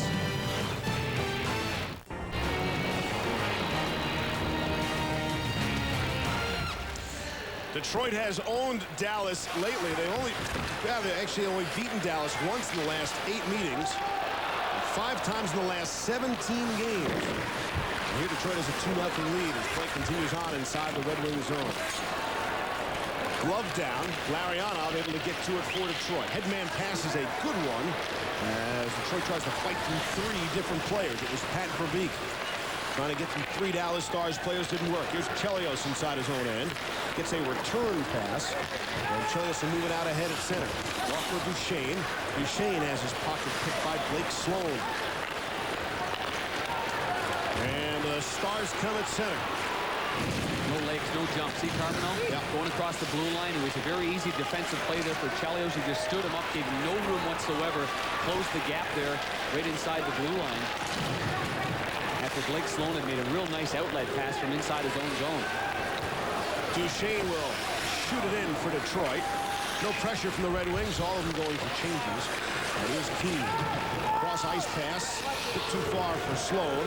As Dallas now is going for changes. Dandino looking to wind it up off of LaPointe. Here's Fedorov at center. Relatively quiet game for Fedorov. Rips one up high off the mask of Eddie Belfour. So much for being quiet. He made some noise there. Off the setup, LaPointe tried to make the pretty play to give it back to Holmstrom. What a play by Fedorov, though. Go on his knees. Oh, look at that. There's Modano with the move, and he shot it wide. There's a dazzling move by Mike Modano that doesn't result in a goal, or even a shot on goal for that matter. Loose puck side of it, and Osgood tried to fall off. They blew it down again. Whistle. Oh, how do you like that? Breaks are not going for the Stars in this game. A goal called back in the first period on an early whistle. And there is a loose puck that Brett Hull jumped all over just after Mike Modano gave a little toe drag move there. And this is one of your great summer hockey moves. After he blows by LaPointe, he keeps moving his feet. Right here, he's going to drag it on the inside. Whoa, gave Dandino the 9 of hearts right there, and then he just, whether he was meaning to shoot it or pass it or just play it towards the net, I'm not sure. Before that, after Fedorov had taken this wicked wrister right off the head of Eddie Belfour, and he gives that noggin a little bit of shake right there. And kind of caught him off guard because he was very erect. He was standing up. That was a heck of a shift there by Sergei Fedorov. For the first time in this game, he was really showing some signs of flashes there, moving his legs and dancing a little bit. Fedorov's having a great start to this season. He has 13 points and he's +2. After 14 games last season, he had 6 points and is -7. So Sergei Fedorov off to a big start, leading the Red Wings in a number of offensive categories. Here's Murphy. His shot knocked down by Draper, still battles in the corner. McCarty tried the one-timer, loose puck momentarily. It was there for Yzerman, but it bounced on him, and the Stars able to get to it. 13 minutes in, period number 2. Here come the Stars. Shot is blocked up high as Osgood made the snatch catch. And we check in with John Butchergrass. Back to New York. Rangers and Sens, and Ottawa completes the comeback for now. Chris Phillips just beats a back-checking Theron Fleury, who's upset, and the Sens lead 4-3 late. All right, John, we'll see you with Barry coming up on NHL tonight. Mark Messier went down in a bad way last night for Vancouver. Barry will analyze the West. And we'll see about these two clubs and the Bruins and Sabres, that traditional Adams Division rivalry. They're going at it. It's NHL tonight. Tonight, 11:30 Eastern. You're on ESPN2. A lot of pressure on a lot of teams on home ice tonight, and the start wasn't a good one for the Chicago Blackhawks as well. And they're trailing Nashville on home ice. Tebow has been pulled. Steve Passmore is in goal for that one. And for Scotty Bowman here, this is a good start. This is a game in which it's very quiet. It hasn't been pretty. There's been, except for a few flashes in the early going of the first period, the shots are only 14-9. But Scotty Bowman has just called a timeout. 6:54 left in the second period. So he must be seeing something. He's discussing it with former NHL defenseman Dave Lewis. And there's Barry Smith, his other assistant, and they're not talking to the players at all. They're just chatting behind the bench and slowing things down. I tell you this much, I see the shots on goal 14-9, but Chris Osgood, Steve, has got a very, very good glove. And in this hockey game, on several occasions, the Dallas Stars are going towards that glove. And my thinking is, if you've got a kid that's seen the puck as well as he's seen the puck, he's in a very good zone right now. When you're a goaltender and you're in a zone, it's not unlike a hitter in baseball. It's not unlike anything else. It's not unlike any athletic movement. You see, somehow magically, your mind slows everything down so you don't overreact to a puck coming towards you. And they'd be better off getting away from that glove on Chris Osgood, in my opinion. Osgood has not played in the last 5 days. That was the last game they played against Carolina. Gave it a 3-2 win. Ken Leggett played the last game for Detroit. It was in the losing effort to Tampa Bay on Sunday. Some time off for Osgood. He's been sharp tonight. You see what the Detroit Red Wings are doing well here. They seem to be breaking out of their own, not easily, but it hasn't been a problem for them in their zone. But the Dallas Stars maybe just have to work a little bit harder in the corners to make something happen here. Zubov lets it rip. Wide of the net. And the 2 goals by Detroit in the first period really took the crowd out of this game. It came in all hyped up, almost a playoff type. Oh, rocket from Hull, stopped by Osgood. And I'm not sure what part of the protection he made the stop with, but I would think that would hurt no matter how well protected you are. What a bomb by Brett Hull. And the Stars are starting to buzz just a little bit more in this. And it's taken the big line. Period. All the best players, all the most skilled players on Dallas on the ice at one time. Hopped on Sador, and that allows Detroit to come out with Mark Rogers to Steve Yzerman. Yzerman in the corner, face first into the glass. Sloan picks it up. And Blake Sloan looking to move it ahead. Sloan is hammered by Rogers at center ice. And both players pop up immediately. They get back in the play. It's Roosty King on Belfort. That's the energy you need from your fourth-line guys. I mean, they have to go out there. They don't get much ice time. They've got to go out. When they do go out, they've got to show everybody that they're prepared. And so far, Mark Rogers, Stacey Roos, Utsayev, they haven't played a lot, but I think they've been very effective in the fourth-line role. Chelios shoots it all the way down the ice. Icing call.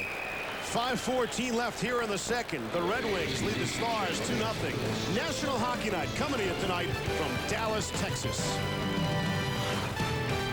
Shut out the cold. 17,001 in attendance tonight as usual. Including our fine ops producer, Len Fink, that had all kinds of coffee and bagels this morning outside the truck. Great work. The #1 star even before the game starts. Got us off to the right foot here in Dallas. You bet. But all the other TV crews jealous. And there are a lot of TV crews here tonight. We broadcast all over North America. Stars trying to center. Neuendijk. Good puck position here. Oh, centering feed, score! Neuendijk off the pretty feed. Brad Lukowicz, the defenseman, comes in for his first goal of the season. The Stars are on the board.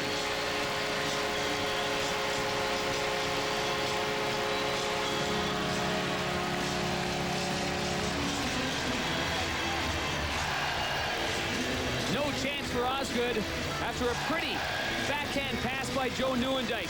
Neuendijk buys some time on the right side of your screen and he waits. And this hole is so little, this seam that he passes it through. He feeds off to Holmstrom, gets him away. Backhand pass, might have gone off the blade of Sergei Fedorov, and then right on the tape of the incoming Lukowicz, a left-hand shot, plain left D, and Joey Neuendijk getting it done with that pass right there. Perfect pass, and now they've got something to cheer about here. Brad Lukowicz scores the goal, gets them right back into the game. Now it's just a 2-1 deficit. Lukowicz has really become a regular for Dallas. He's played in 14 of the 16 games, but that is his first point of the season. And a big point it is, getting the Stars on the board and in the hockey game.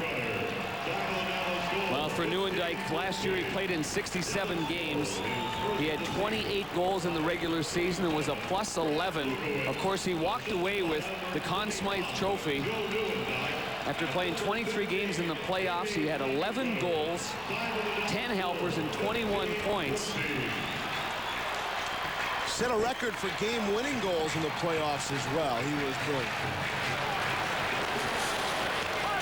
Lukowicz is first from Neuendijk and Langenbrunner at 15-14. At center, Stars seem to have a little more get up and go now after the goal by Lukowicz. Shot in. Osgood will swing it around. Here's Chelios on it for Detroit. Now, whether it's a factor or not, the game will decide. But remember, Detroit's already used their timeout. Yep. It was kind of a strange time to use it.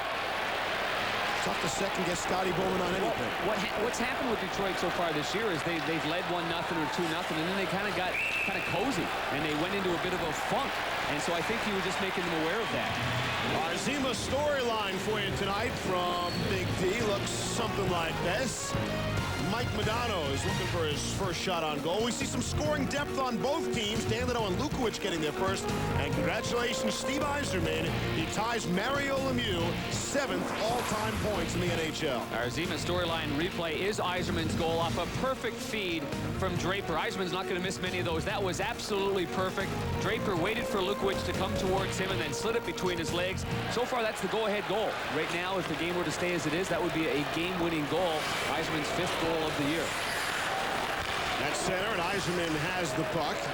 As you mentioned, Panger, earlier, now 3 goals shy of 600 for his career. He's 3 assists shy of 900 career. Only 4 other players have put those points together. Gordie Howe, Wayne Gretzky, Mark Messier, and Marcel Dion. Pretty select company. And Steve Yzerman will join relatively soon. Only a matter of time. Oh, giveaway shot! He scored! Score! Did it go in? Not sure.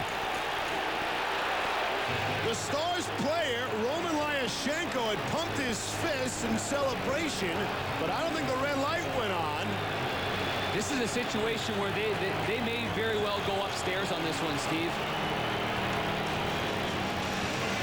Kevin McGuire, the one-time tough hockey player, is the referee with Terry Gregson. And right now they need time. They need time to discuss this. He's going right there, and they're going to go upstairs and take a look. Miscommunication here by the Detroit Red Wings. Osgood misplays it, and here's where Lyashenko. Yzerman's trying to pull it out. Maybe there's a lot of snow right there at the side of your net. So the puck gets slowed down right there. It goes right through the snow. Osgood gets the right pad there. The momentum of where Osgood is tells me that that puck, I mean, I'd be shocked if that didn't sneak underneath the goal line, but because of the position of where Osgood's pad is, it's gonna really disguise where the puck actually is. It's gonna block our view. You would think inconclusive, and the call on the ice was no goal. So if in fact it is inconclusive, that's the way it would stand. It only starts because of the miscue there behind the net, and Osgood has to scramble to get the right pad there. Yzerman, I don't think at this point knows where it is because he's kind of poking through the snow right there. Lidstrom doesn't know where it is. He doesn't have any clue, I wouldn't think. And the point being underneath that pad, and then the puck's got to be entirely across the goal line. Now, if they call it no goal on the ice, and it's inconclusive through watching any kind of replays, then it is going to be no goal. Right. And that's the call. You saw the indication, no goal. Hey, pretty cool play by Lyashenko. The kid's 20 years old. This is only his 4th NHL game. Looked pretty cool and calm there. Yeah, really. Yeah, he was a 57 pick in 1997 and played about 9 minutes last night in that game against St. Louis, and he's going to be a player. I mean, I don't think there's any doubt about that. Dallas Stars looking for something here. I mean, you can think about it. The break so far in this game, the one play in the first period with the early whistle, that was a goal by Modano. Now this play is he's looking up and looking at the replay in the big Jumbotron. No way to tell, though, partner. Only the goalie knows for sure. He's not telling right now. I guess not. He's going to say, no way that puck crossed the line. That's my story, and I'm sticking to it.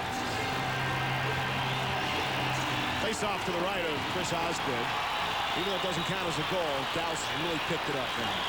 And they're right back in this hockey game as we approach 3 minutes to play. Second period. Here's Draper with some good speed. Gets the shot on goal. Belfour the stop. Draper was trying to get around Darian Hatcher. Nearly impossible to do. It'd be different for Yzerman and McCarty playing with Draper because he plays such a different game than Brendan Shanahan does. Shanahan's a right-hand shot that plays the left wing, and he kind of falls back and always gets his stick ready for the one-time play, whereas Draper will surprise defensemen and teams because he's got wonderful speed. And so it's nice that he's able to adjust to the left side. He's a natural centerman, plays center on the 4th line, plays primarily on the 4th line with Butsayev. And sometimes with Matthew Danino, there's kind of a rotation of right wingers. But that kind of speed, you can't teach that, and it's tough to defend against if the guy wants to drive to the net like he just did. Giveaway to LaPointe. Turnaround shot is blocked. Ward gets it back. Fedorov towards the front of the net, nearly scooted out right to the point, but they couldn't get the shot off, and the Stars able to come away. That's center. Dallas will shoot in and look for the counter. Osgood stops it there for his defense. The point will flip it ahead to center. Race for the puck. It's won by Dallas. And the Stars' Carbonell will backhand in. Race there. Jamie Wright is on it. Makes a man pay the price. And the Wings have to break it back the other way. Here's LaPointe. Got his head up just in time. There's Fedorov. Tricky little shift there. But the shot was a weak one. And Belfour will steer it around the boards. Carbonell throws the check on Holmstrom in the corner. Here's Larionov now. Larionov trades places with Duchesne and gives him the puck. His shot is blocked nicely. Stars try to clear, and finally they will do so. Wright able to clear the puck, and it will go for icing as Chelios touches up. Minute 52 away from our second intermission. We'll send you back to the ESPN News Network, an NFL update, the latest on two very important quarterbacks, one much more important here in Dallas. Can't go anywhere without people talking about Troy Aikman here. And around the NHL, that's coming up on the intermission report, a minute 52 away. Interesting note about the Dallas area in hockey. 4 years ago, the Metro Dallas high school area had just 4 hockey teams. Since then, there are now 56 high school hockey teams in the Metro Dallas area. You think hockey's not catching on here in Big D? You're wrong. It is. And that's great for the sport as well. Dallas helping it grow. Got a new building. The Stars will play this year here in Reunion, one more year in Reunion, and then move on over to the new state-of-the-art building. Here's Chelios trying to make it a 2-on-1 for Detroit. Shot is blocked off the shin pad of the Dallas defender. And Dallas break back the other way. Here's Brett Hull, walks around Duchesne towards the front of the net, but Dono couldn't get there in time. Here's Chelios on now. Keane the bump on Chelios. And the Wings come away at center. 65 seconds left in the period. Larionov the shot as Keane was checked into the net by Duchesne. And Belfour skates out of the crease. Nearly a very dangerous play. But Mike Keane will appear to be okay. There's going to be a minor penalty call here, Steve. Steve Duchesne is going to go to the penalty box, and he can't believe there's a call against him. There's going to be interference called by the veteran Terry Gregson. And it looked like Duchesne just gave Mike Keane a nudge, and Keane went into the net there. Eddie Belfour jumped out of the way, knocked the net off its moorings, stopped play, and then an interference call. So with just under 1 minute left, now we've got a situation where Dallas has a power play. On that last shift, Chris Chelios, who's such a pure skater, here he is in the offensive zone. Now, granted, nothing happened. Let's stop it here. The Dallas Stars stop it here. The Dallas Stars going this way. Watch 24. He's one of the first guys coming back here with his natural stride. There he goes. 24 in the red jersey. Now he comes back. Now he's going to go in front of the net. First guy back. Doesn't play that puck because he doesn't want to touch that in case he knocks it into his own net. Now he grabs the puck again, plays it on the backhand off the wall, and they're able to break out of their own zone. What a shift. That's called maximizing your energy there. And he's back out on the ice again. If he's lost a step, you didn't see it there. And Chelios is plus 11 coming in.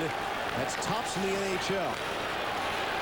Another fine season for Chris Chelios, just the uniform of the Red Wings. That shot is stopped by Osgood, couldn't hang on to it, and there's Chelios behind the net. Power play ongoing. Final half minute to play in the second period. A power play that will carry over if the Stars are unable to score. It's cleared. Belfour will come out to play it. That last sequence there by Joe Nieuwendyk, that's what we got used to watching in the playoffs last year. Going down the right side on one foot, just snapping the puck and nearly surprised the goaltender Osgood. Zubov trying to squeeze through the fence, unable to do so. You see the time remaining in the second period. Zubov backhand pass, couldn't hit Langenbrunner. McCarty comes over, didn't know to play the man of the puck, played the puck, was able to clear. And the horn sounds, and that'll do it. Period number 2 comes to an end, and it does so with Scotty Bowman's Detroit Red Wings leading the Dallas Stars 2-1. The ESPN News Network is in your immediate future. Kim, and we're going to get you back out to the Wing Stars game very shortly. Whit Watson joins us later, but in the meantime, let's get you updated on the action from the National Hockey League. We start off with the Bruins and the Sabres, Barry, and let's check in on that contest. as the Bees get it going early on against the Sabres.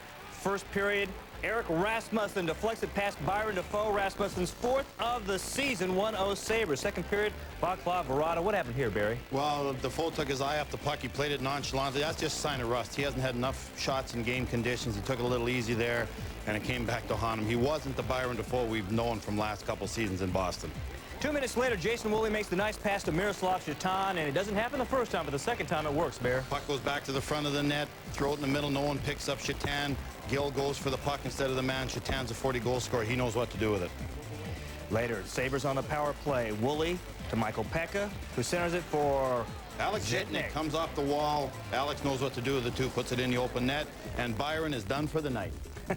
And so were the Bruins. 6-2 the final score. Boston has its 6-game winning streak come to an end. 6 different players score goals for Buffalo, and 11 different players register a point. Meanwhile, the Senators and the Rangers, and before the game, the officials can't get the scoring light behind the Senators' goal. They get off. I guess it's something that you experienced a lot in your career, right? And they didn't use it much in the third period either. Bad news for the Rangers. And what about this effort by Kim Janssen? Well, Fleury goes to net hard, too. That makes a play. So Lalim's got a couple things on his mind. He's watching Fleury, but also Janssen just touches it with a stick. That's his first goal of his NHL career for Kim Janssen. Second period, still tied at 1. Matthew Schneider finds Eric Lacroix and Patrick Lalim.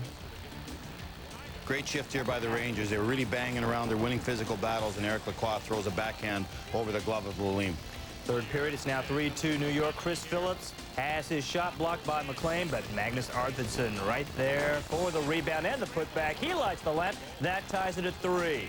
Later on, we told you about Chris Phillips. Well, here comes Chris Phillips again with the goal. Beats Theo Fleury, who was supposed to be covering him on the point, comes in, gets the winning goal. Terrible loss for the Rangers. This could stay with them for a while.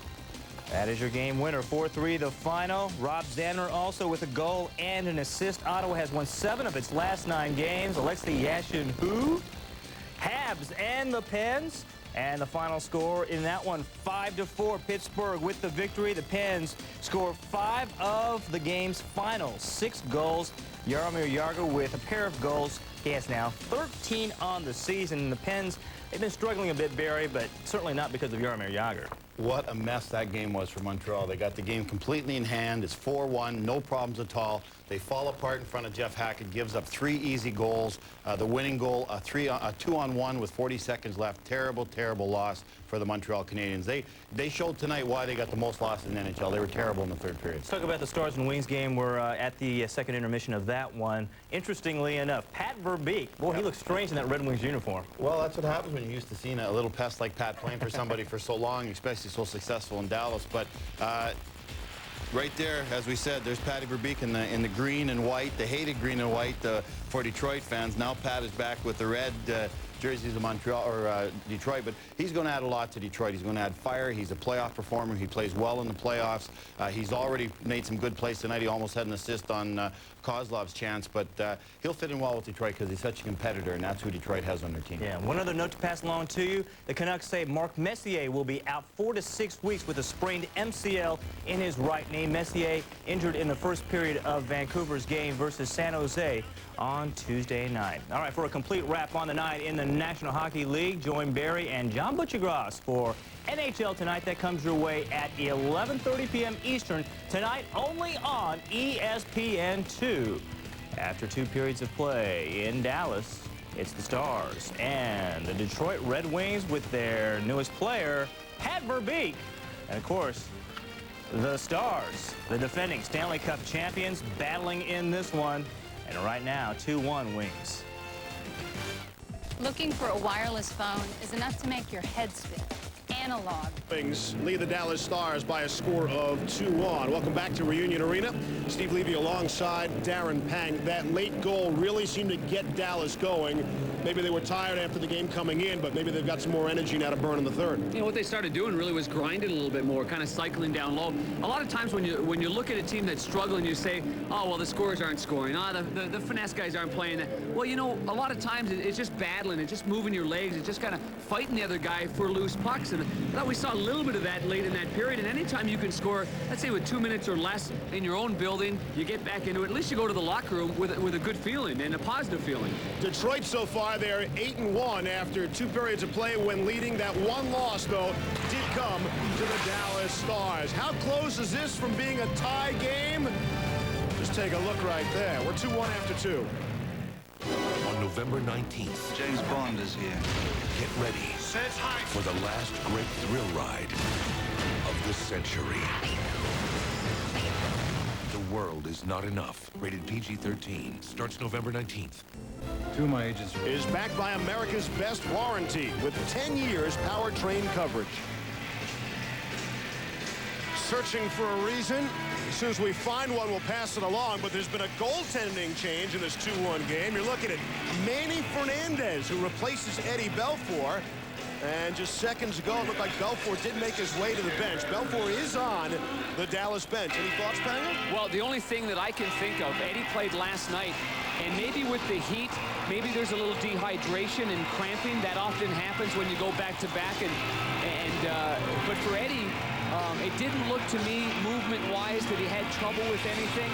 Something did happen at the very end. Remember the penalty that Duchesne took, and in fact, he still has a minute to serve on that penalty. But remember, he pushed Mike Keane into the net. Eddie Belfour had to make a quick move to get out of the net. He kind of had to do a little hop, skip, and jump to get away from him. You never know. He might have tweaked something that scared him a little bit. Or maybe it's just I can't see this as being a wake-up call to the team to get going in the third period when it's a 2-1 hockey when you're on the power play. So I'm just going to take a guess, throw those all in a bucket, and see what comes out in the next couple of days. All right, as soon as we get the official information, we'll pass it along, and I'm sure Panger was right. Duchesne did pick up that penalty in the 19-minute mark, interference. And so that is why we start period number 3 with a Dallas Stars power play. Sidor and Zubov will play the points. It's Modano, Neuendijk, and Brett Hull on this Dallas power play. There's Hull with the puck. Hull has 5 power play goals this season. Boy, the Detroit Red Wings, Steve, they just shut down Dallas right there. They took away the blue line, and they closed the gap, very confident, and the Dallas Stars just reluctant to dump the puck in and go get the sucker. They're trying to make plays at the blue line. There's no room there.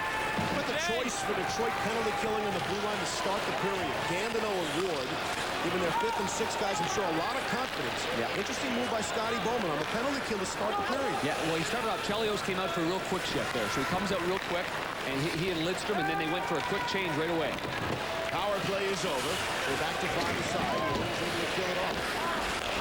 That's a disappointing 1 minute of power play time for the Dallas Stars. Very, very disappointing.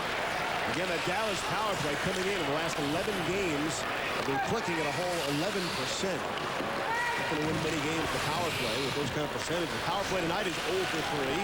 They have 6 shots with the man advantage so far. Here's Chelios, lets it go. It's stopped by Manny Fernandez. And Fernandez is in the hockey game. His last action, well, his last and only win, first of all, was October 9th against San Jose. It was the first star of that game.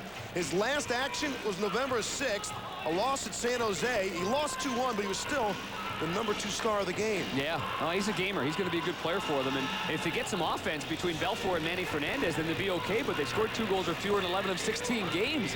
Need some help along the way. No, but I think Manny Fernandez is going to be pretty darn good. And here's one of the reasons why they couldn't get anything going on the power play. This is in a shorthanded situation for the Detroit Red Wings. Stop it right there. Look at Chelios. Chelios goes right up, takes away the blue line. They've eliminated the blue line, and they didn't give Dallas anything right there. Strong penalty killing and poor decision-making by Dallas. Chelios is rubbed out in front of that Dallas bench. Heavy-duty collision. Fernandez stops it. It's loose.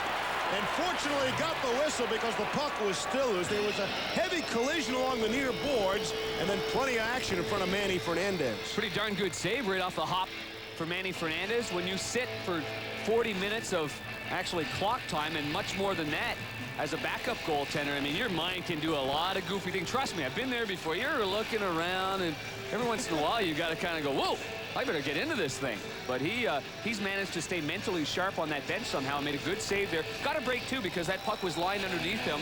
And And so, you know, instead of having somebody come in and knock down the rebound and being down 3-1, he catches a little bit of break right there. We'll find out afterwards, but I'm curious as to how long ago Fernandez knew he'd play. Was it the beginning of the intermission break, towards the end? Maybe Eddie thought he would try to go off the face-off, and that shot trickled toward the net. Fernandez stopped that one as well. And that could make some difference in the mental preparation, I would think. Absolutely, absolutely. There's kind of two ways of looking at it. Eddie Belfour, he's not stretching or he's not doing anything over there, but you know, for Manny Fernandez, when you haven't played, sometimes you would rather hear it when you're going out on the ice. There's no time to think. A goaltender's worst enemy in being successful, I think, is thinking.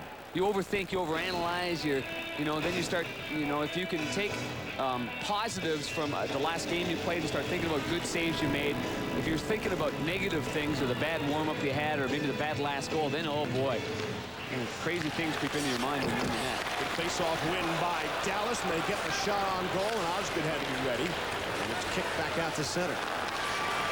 Here's Hatcher. Fanned on his original pass. They stayed onside, and that off the edge of Osgood's pad, maybe off the post as well. 2-on-2 in the corner. Hull trying to put it through his legs, but it's right to Draper for Detroit. Here's Chris Draper at center ice. Manny Fernandez. He was not Eddie Belfour's backup a season ago. That was Roman Turek. Fernandez got caught behind the net, but Draper's one-timer is blocked by Keane. Remember that play. That's a big block by Keane with Draper staring at an empty net. Here's Draper letting it rip again, and that shot deflected away. And see how far out Manny Fernandez was when Draper put his head down, let her fly. He was way outside the crease, challenging the shooter. Sim was pulled down. The crowd wanted a call and won't get one. Newendike at center ice. Strategy whenever you bring a new goalie in is shoot from any angle and as often as you can. Here's a break shot. Stopped by Osgood as Langenbrunn, rather Newendike, goes crashing into the end boards. What a pretty cut by Newendike, and then he was cut down. I'm just curious to see if we're going to have a penalty shot or not. He hasn't signaled one way or another. It's Terry Gregson making the call. He made no motion towards it. Yes, now he is. He's going to the penalty box now, making a motion for a trip. The Dallas Stars would have a case for a penalty shot right here, in my opinion. Joe Newendike getting some speed. Is he clear-cut? No, he's not really clear-cut right there. He's not. It's an angle situation where he's being angled off.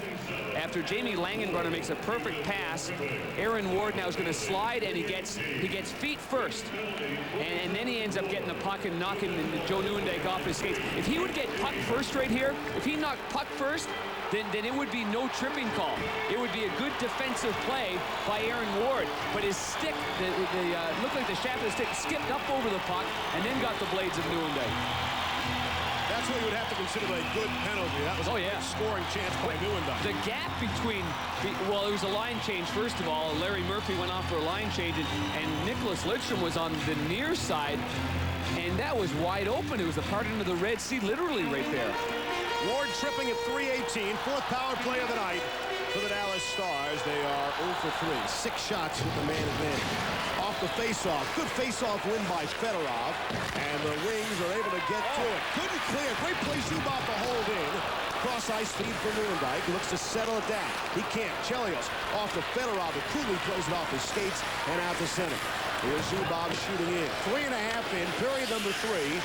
It's 2-1 Red Wings leading the Stars on National Hockey Night here on ESPN2. Glad to be with us Wednesday night from Dallas, Texas. As this game goes on now, only 16 minutes left, the face-offs become more and more important, and your breakout on that defensive posture is because they won the face-off. Dallas, an excellent face-off team led by Joe Newendike. Larionov shoots it around the boards, kept in again by Zubov. Towards the front of the net, blocked at the defense, and clear. See who's going in front of the net now. Kenny Hitchcock making a change. They've done this a lot of times in the past, sending the captain, Big Darian Hatcher, in front of the net. Hatcher's had a quiet game. Everybody's kind of had a quiet game, really. It hasn't been that physical, tenacious, physical kind of battle that Darian Hatcher thrives on. Now we'll take a look at him. He's going to be in front of. Look at this. Sloppy play by Dallas. Turnover. Here's Yzerman. Shot, score! Oh, what a play! Steve Yzerman, short-handed. And he gives the Red Wings a 3-1 lead. What a goal for Yzerman. That's a patented move from Yzerman. A right-hand shot on the left side. Instead of going wide and extending your stick, he pulls the stick back in underneath the heel of the stick and between the foot,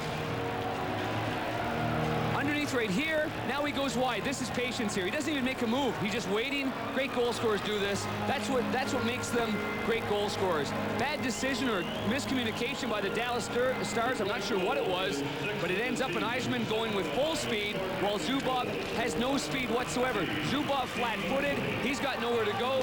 Yzerman dances around him, and then he slides it over Fernandez. Poor power play by the Dallas Stars. Ends up being a shorthanded tally by Detroit. Poor Manny Fernandez faces Steve Yzerman like that, shorthanded. Nieuwendyk back to the point. Here's Hatcher now. Tipped through a screen and right for the crease and caroms to the corner. Here's Nieuwendyk on it for Dallas. 25 seconds left of power play time, except now it's 3-1 Detroit. Yzerman's second goal of the game. Detroit gets to it, and they'll be able to clear again. Yzerman off from McCarty, lets it go, and it's deflected wide. That was a whole bad sequence because prior to the giveaway to the goal, Zubov overskated the puck and left it on his goal line. Had to go back and get it, then another giveaway, then the goal. Here's Hatcher for the big one-timer from Carbonneau. It's stopped by Osgood. Here's Ward out of the box. It's a 2-on-1. Got it through, but Draper couldn't get across to the pass. Here's Draper again from the angle. It's wide on the far side. Really, Detroit really buzzing around Manny Fernandez right now. And you've got such an emotional lift from a shorthanded goal like that, especially one that gives you a 2-goal cushion. Here's Fedorov. Lets him make the pass instead of a shot. Hatcher gets to it, wraps it around. We're not in a bad spot for a Dallas timeout. I don't know what's wrong with the Dallas Stars. Their decision-making, the sloppiness, they're lacking crispness. I mean, one guy comes to mind, that would be Gary Leonard. Maybe their best overall hockey player out of the lineup. No Sean Chambers. Grant Marshall out. And I understand Stanley Cup hangover, but for how long are we going to buy into that excuse? You know, take a couple of aspirin and get over it. I wouldn't be surprised if at one point Bob Gainey goes over, gives Craig Ludwig a call, and maybe brings him back to this roster. They probably miss the big boy as much as anybody else. Steve Yzerman earlier tied Mario Lemieux for 7th all-time in points in the NHL. Now he's there by himself.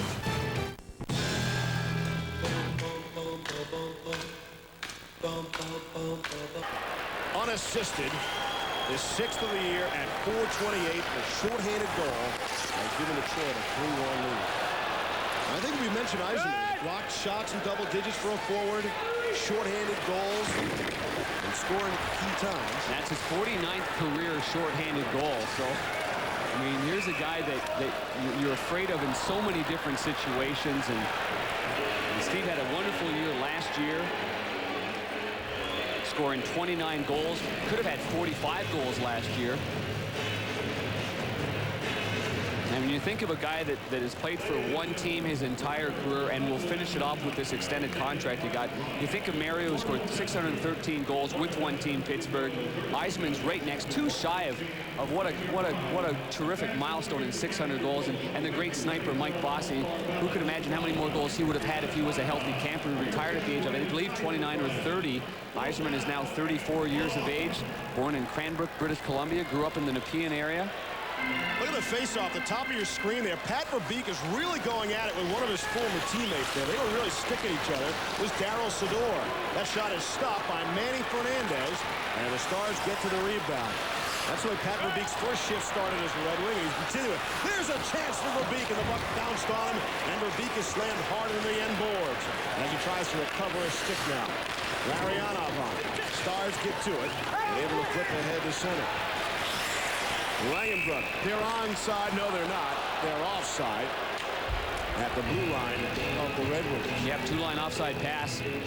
Meanwhile, Pat Verbeek had a pretty good chance there on the right side. Took a perfect pass from Kozlov. He's played with Larionov and Kozlov this entire game, playing the right side.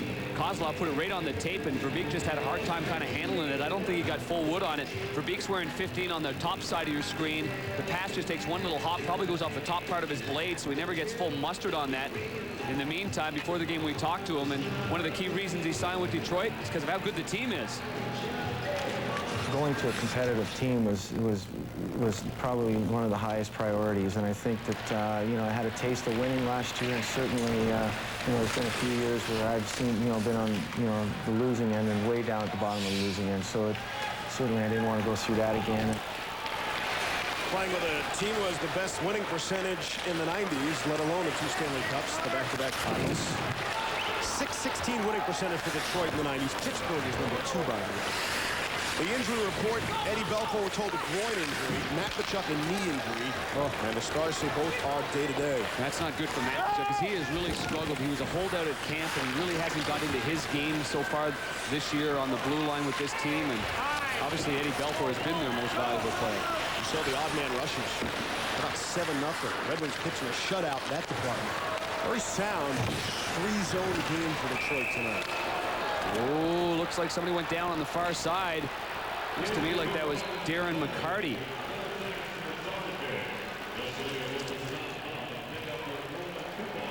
Darren McCarty went down there. John Wharton, their trainer, looking him over. It was kind of awkward the way he went down on that far side. Broken down play in the neutral zone. Everybody was going, well, the wrong way, basically. Yzerman was going to the puck. He stutter-stepped one way, so he was against the grain. Then on the right side, that's... Well, he was taken down there. There was a little bit of a... kind of an interference kind of play to eliminate McCarty from getting to the puck. I think the Dallas Stars were fortunate there wasn't a call. Oh, there was a call. Blake Sloan does get a minor penalty, so the referee's right on top of it. 2 referees, they're right on top of it. It's a good call because Sloan was stopping him from getting towards the puck. Sloan will get the call for interference at 7:59. Tonight, immediately following our game, here on ESPN. Stay tuned for NHL tonight. John Butchergrouse, Barry Melrose have the latest on the Mark Messier injury. How long will Mess be out for in Vancouver? Barry will analyze the powerful Western Conference and, of course, scores and highlights, including the Boston Bruins going for their 7th win in a row. Talk about the Jekyll and Hyde of the NHL. Boston off that brutal start, one of their worst in years. Now they're going for their 7th victory in a row. NHL tonight, immediately following our broadcast from Dallas, Texas. Yzerman, we continue to add to his numbers. He's starting to pull away from Brett Hull as well. They came in tonight, Yzerman and Hull, 11th and 12th on the all-time goal list.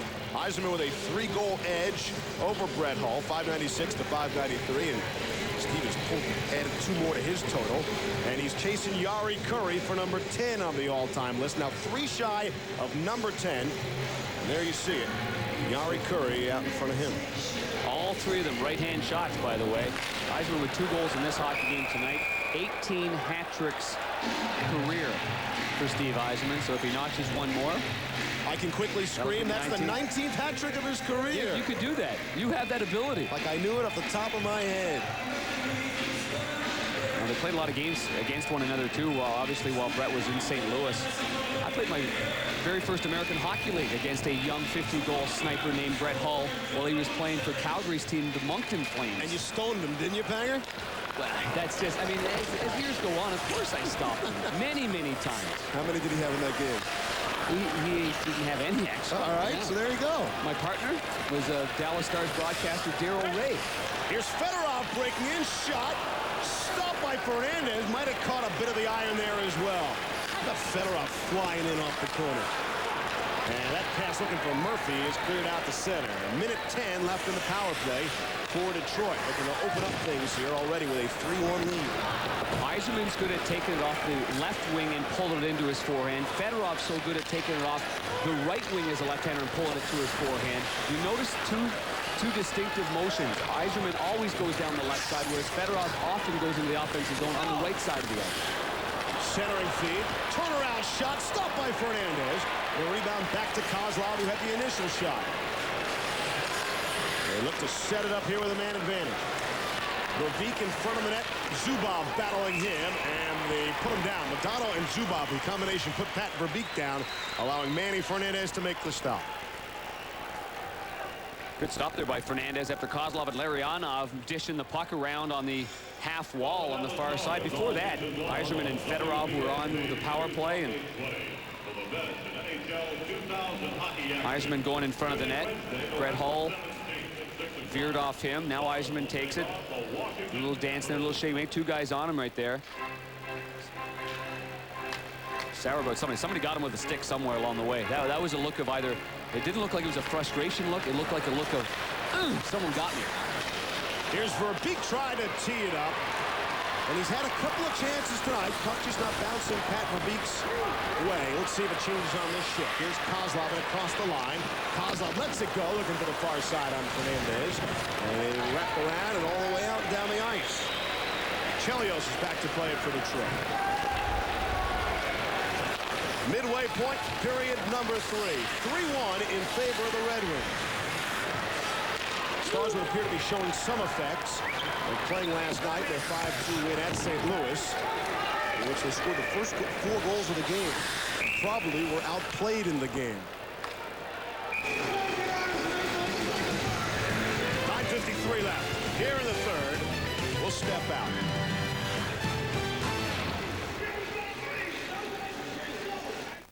Erickson played rather well, despite the fact he's trailing. You'll say it's a groin injury, and he's day-to-day.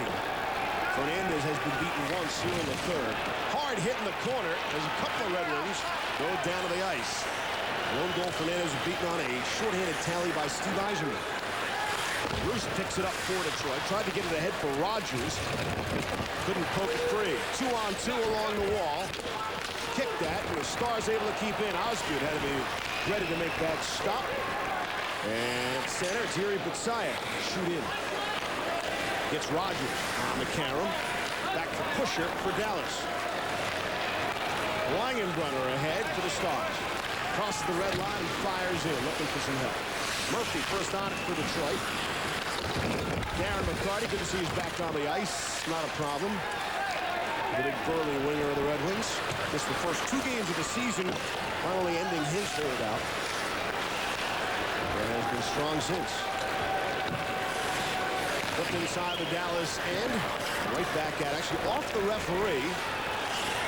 And back inside the Detroit end. Here's Chelios. Playing off the pass from Osgood. Kept in momentarily, and it is kept in. Sorry, Steve, we're seeing one team here, but I think they want Lord Stanley's mug back. The defending Stanley Cup champions are not really quick, the defending Stanley Cup champions are the Dallas Stars. I'm hearing some fans, they're chirping a little bit. They're not used to this right here. The one thing Dallas has always displayed is passion and grit on home ice, and they've given these fans something to cheer about, and there's nothing for them right now. There's nothing going their way, and a lot of times you look at it, are they working real hard? Maybe in their minds they are, but they're not doing a lot of little things well at all. A lot of players stop skating, it seems. Take a couple strides and coast a bit. Yep. And you're right. They've been known for that work ethic, and that's what got them Lord Stanley a season ago. Betcha. They're starting to get sick and tired of hearing about the hangover, you know what I mean? The Stanley Cup hangover. And every chance they have, something like being offside hurts them, whether it's a goal taken away or Mike Modano breaking a step too far head over the blue line. Well, over on ESPN, about 6 minutes away, Carl Ravitch and Rich Eisen. It's Sports Center. Highlights as Shaq goes head-to-head with Charles the Rockets. Evander Holyfield and Lennox Lewis speak out as they prepare for their rematch on Saturday. And the NFL update includes the injury reports on star quarterbacks Troy Aikman and Dan Marino. That's coming up on Sports Center over on ESPN, and that's some 5-6 minutes away.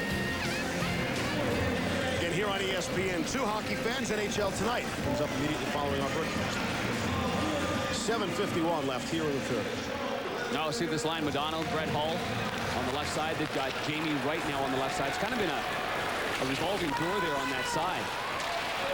Well, that could be a penalty right there on Holmstrom taking down Brett Hull, but no call. The Red Wings will break out now. Right on the forecheck. Holmstrom for Fedorov. And across the line, passes just behind the winger Martin Lapointe. And the Stars move in. Hatcher lost his glove on the play. Now retrieves it. Back to the point. As Hatcher was picking up his glove, unable to get the pass. Well, this team has 6 days off following tonight's game, and they look like a team that needs 6 days off. Here's Fedorov from the angle. Fakes the shot. Tried to go 5-hole and see an opening, and he might have seen it but couldn't shoot it through. Manny Fernandez. Sergei Fedorov tried right there. Was a little stutter step where you try to go wide, you try to freeze the goaltender, and then go right between the legs. And so Fedorov going down the left side. Keep your eye on Fedorov. Right here is going to be a fake. Fake. Now push it ahead. See if the goaltender will open up the 5-hole. Give Manny Fernandez plenty of credit. Now, before that, the Dallas Stars showing some of the things they're doing as a team. Here's a play by Jamie Langenbrunner on the left side. He's going to dump the puck in. That's all fine. Now you're trying to generate speed. But watch on the left side. Stop it here. We got 2-on-2 battle right here. This is a battle in which you should win. Instead, score! Detroit Red Wings end up moving the puck outside their own zone. And they wind up adding to their lead. Off a scramble in front, they beat Manny Fernandez, and it's 4-1. So they weren't doing something right in the offensive zone, not gaining possession on that last draw there. And in the meantime, the Detroit Red Wings end up making it a bigger lead by scoring another goal on their 26th shot on goal. Off the face-off, won by Joe Nieuwendyk. And here where you win the oh my goodness gracious, right off the face-off from Joe Nieuwendyk. And when things go bad, they go awfully bad. And it is mounting right here. That does not count to break Nieuwendyk's goalless streak. It is amazing to see the Stanley Cup champions playing the way they're playing. That shot goes in! And that one will count. That will end Nieuwendyk's goal-scoring drought. Joe Nieuwendyk scores and makes it 4-2. This hasn't been a classic. Holy jumping. It has not been a classic tilt. This little wraparound kind of caught Osgood off guard. Good battle in the corners there. Looks like Langenbrunner creates a turnover by lifting up the stick. Now Nieuwendyk takes it. Osgood doesn't get his stick down on the ice, probably anticipating a pass in front of the net. Instead, Joe Nieuwendyk scores his first goal in 12 games by going on the backhand, and it's going to go underneath the stick of the goaltender. Osgood right between the legs on the far side. Joe Nieuwendyk gives and he takes away as well. What a shift for Nieuwendyk. I still can't get over off the face-off what happened, how quickly that went from his stick, won the face-off, and it might have gone off Zubov's stick, whoever the defenseman was behind there, and then past Fernandez. And that is not Nieuwendyk's fault, by the way. You can't win a draw hard enough to ever say it's your fault when you put it in the net. That's obviously all on the goaltender. You're trying to pull that back as hard as you can, so Nieuwendyk cannot be faulted. And he should be applauded on the goal he did score. 13-10, unassisted. And again, Nieuwendyk had gone 12 games, a career-long goal-scoring drought. And he snaps that one at both ends. Under 6 to play here in the third. Tell you what, Dallas is a tough place to be for the sports fan now. What's going on with the Cowboys? The big three will miss the first game ever. Where all three, Aikman, Irvin, and Smith, will all miss the game. Now they're Stanley Cup champion Dallas Stars appear to be in disarray. In a very tough division. The best division in hockey. Yeah, it's been a very entertaining division, and I think, I mean, I like seeing San Jose do so well. You know, I like seeing the LA Kings do so well. There's Draper from the angle. Centering feed is broken up. But when it's all said and done, you can be sure the Dallas Stars will be right in the thick of things. There's no doubt about that. And getting Yuri Lettinen back in the lineup is going to be a key for the Dallas Stars. Getting some of these guys healthy. At the same time, they're using it as player development. Getting young kids from Kalamazoo, giving them good, legitimate experience. Here, Grant Marshall, Scrudlin, Lettinen, Chambers, Lind, all out of the lineup for Dallas with a variety of injuries. That's center. Red Wings, 4 guys across the red line shooting in. They're still looking for some more offense. Fedorov on pusher. Popped up and out of play and into the crowd. Joe Nieuwendyk keeps the Dallas Stars in the hockey game. It's 4-2. Here it started 10-3-3. This year their start is 8-7-1. And looking very much like 8-8-1. I don't know how that marriage is going to survive. Huh? Across the Red Wings jersey, Stars jerseys sitting side by each. One fan much happier than the other tonight. Inside the Dallas zone. Zubov on it. This place has emptied out just a bit. The goal that Nieuwendyk put into his own net, he obviously can't get credit for it. Larionov gets credit for it. Unassisted at 12:52. He's the player that actually lost the faceoff and lost it really cleanly to Nieuwendyk, and yet it results in a goal. Here's Lapointe. Shot stopped by Fernandez. I bet that's never happened to Larionov before. He gets beat cleanly on a faceoff and gets credit for a goal. Well, I'm wondering, and so is everyone else, the positioning of where Fernandez was on that faceoff. And as you mentioned before, Joe Nieuwendyk won that back so cleanly, Steve, that it caught everybody surprised. And when you're trying to tell young kids you've got to be ready, and this is as good of an example as you can get it. You have to be prepared. You have to be ready.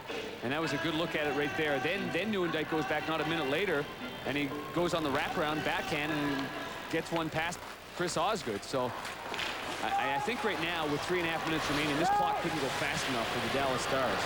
But they're still in the hockey game. They still have an opportunity, which is a real scary thought. Yet it doesn't seem like they do. They've had only 18 shots on home ice, outshot 27 to 18, outchance, odd man rushes 10-zip.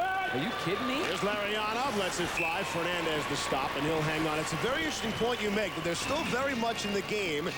This feels like a 7-2 Detroit lead instead of only a 4-2 Detroit lead. And the Red Wings should be careful themselves, because they're getting lulled into the same thing I think we are at this particular point. One goal by Ken Hitchcock's club, and all of a sudden the fans that are remaining here get on their feet again. A little bit of emotion gets sparked up again. He's going to go like Brett Hull's on the ice. On the far side, he's going to keep Keane over there. NHL Tonight is coming up. I wonder what Barry will have to say about the Dallas Stars and their plight. Tune in NHL Tonight coming up with John and Barry immediately following our broadcast, which has 3 minutes and 22 seconds of hockey time remaining from Dallas, Texas. Scotty Bowman's club, he's added Chris Chelios from the Blackhawks, Steve Duchesne from L.A. via Philadelphia, or Philadelphia via L.A. Another face-off situation there. That was close again. And now Pat Verbeek from the Dallas Stars, so he's got the intensity and the rivalry right there. But again, right off the face-off, you're right. It goes right over to Manny Fernandez, and that just tells me that there's just a mental... I'm going to use the word dullness again, but I was told it's not really a word. Who told you that? I've been using it all these years. Where's Webster? You've got to be sharp. Got to be sharp. Icing call to bring it back down to the Dallas end. When you're tired mentally, you're not thinking right. I mean, obviously things aren't very clear. We've got to keep an eye on this next face-off. Larionov will go up against Mike Modano in the face-offs, and then through 2 periods of play for Mike Modano, his face-offs, he was only at 33% on face-offs through 40 minutes of play in this hockey game, while Larionov is right around 44%. So that's in a defensive play. Yet now it's going to be Joe Nieuwendyk taking the face-off. He wants to go right back here defensively and get some help back there, and he does so. So this should result in a good breakup by Dallas. I think the last 3 face-offs were in the other circle for Dallas. They pulled them right back on goal. Inside the Detroit end now. There's Sim trying to work hard. Nieuwendyk gets on it. It's a pusher towards the front of the net. Blocked down by the wings. And Larionov has. Igor Larionov. Giveaway. Sim from his knees makes the pass. Nieuwendyk shot blocked. Here's Hatcher on the backhand. Lets it go. That is blocked. Oh. Good defensive zone coverage there by Detroit. Looked like they were running around, but they made all the plays. Well, they were scrambling like crazy, no doubt. I think they got a break, quite frankly, because Hatcher has a chance at it, Nieuwendyk has a chance at it, and the only thing that they did do well is they blocked shots. Steve Duchesne did an excellent job of getting in front of the shooting lane like that, taking it away. Hatcher had a chance on the backhand, and that one didn't get on net as well. And then Darren McCarty showed some urgency by flying into the right side and getting it. The 2 defensemen, Chris Chelios and Duchesne, on the ice were wide apart. Larionov goes in there. He's sprawling. He's all over the place. Duchesne's all over the place. Chelios is making the 2 pads slide in front. The Dallas Stars had hoped to celebrate tonight. They're 1 win shy of 1,000 all-time in their franchise history. Only 10 teams have 1,000 wins. Only 4 from the expansion era. They hope to be the 11th and the 5th, respectively. It doesn't look like they'll get to 1,000 tonight. Might have to wait next week, next Wednesday at Washington on ESPN2 for the 1,000th win in Stars franchise history. Flipped inside the Dallas zone. Lukowich is on it. He's got one of the 2 Dallas Stars goals. Federer right back the other way. Whistle offside of the Dallas blue line. Minute 38 left here in period number 3.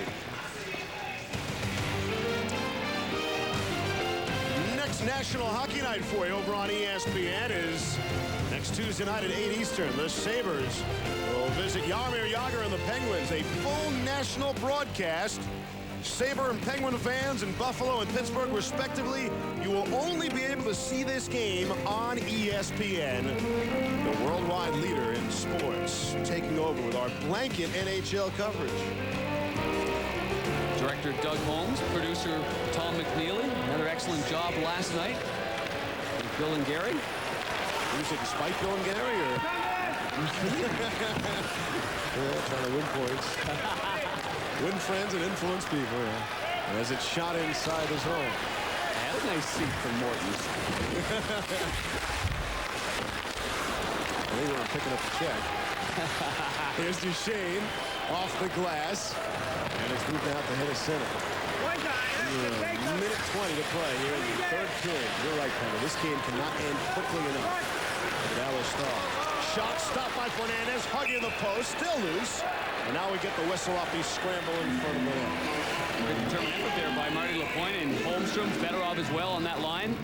And Scotty Bowman's got some real quick line changes going on right here. So the Detroit Red Wings, with this impending victory in tonight's game, have a chance to move up to 9-4-2. Their last 10 prior to this game, they're 6-3-1, even though they struggled in their last 5. Coming to this one, 1-3-1. But anytime you can come into the building where the defending Stanley Cup champs are at and you have a victory, that can catapult you into some pretty good things. I'm sure they're hoping the same thing will happen. They'll play Pittsburgh, two of the top teams in the 90s. That'll be on Friday night. That should be a great matchup there. Scotty Bowman coaching their last Stanley Cup. Wings have been dominant at home this year. 6-2-1 at the jump, and only 500 on the road. So they look to get over 500 here tonight at the Union Arena. That's always important. It's a successful debut, too, for Pat Verbeek. If it stays as it is. Has been buzzing around the net, playing his usual Pat Verbeek style of hockey. Here's Butsayev for Detroit. Going to move it out ahead. Shoots in. Fran has thought about it. He will go out to play it and swing it around. Final half minute. He'll probably go right to the bench right now, pull the goalie anyway, even though there's only 20 seconds left. Again, a strange feel. Only down 2. Feels like they're down 7. Langham shot. Stop. Rebound loose. Still loose. And it's back behind the net. They hack and whack away at it. Shot from the angle is a pass. That shot is fanned on by Langham. Zubov, one last chance for 2 seconds. Makes the pass. They tee it up for the shot from Brett Hull, and Osgood made the stop at the horn. Well, Osgood was there when he had to, but the Detroit Red Wings got some key goals early by Matthew Danino. Yzerman added 2 goals, including a short-handed goal, his 49th career and second goal of the game. And that's all the Detroit Red Wings needed. Chris Osgood, as you mentioned, does the job. Always quietly spectacular. Yep. If there's such a thing. Final score from Dallas. The Red Wings keep the Stars in a bit of a slump. It's 4-2 Detroit. Be sure to tune in to ESPN2's tonight. National Hockey Night action, exclusive action, as the Buffalo Sabres visit the Pittsburgh Penguins. For Darren Pang and our entire crew, this is Steve Levy. Thanks for watching, everybody. Good night from Big D.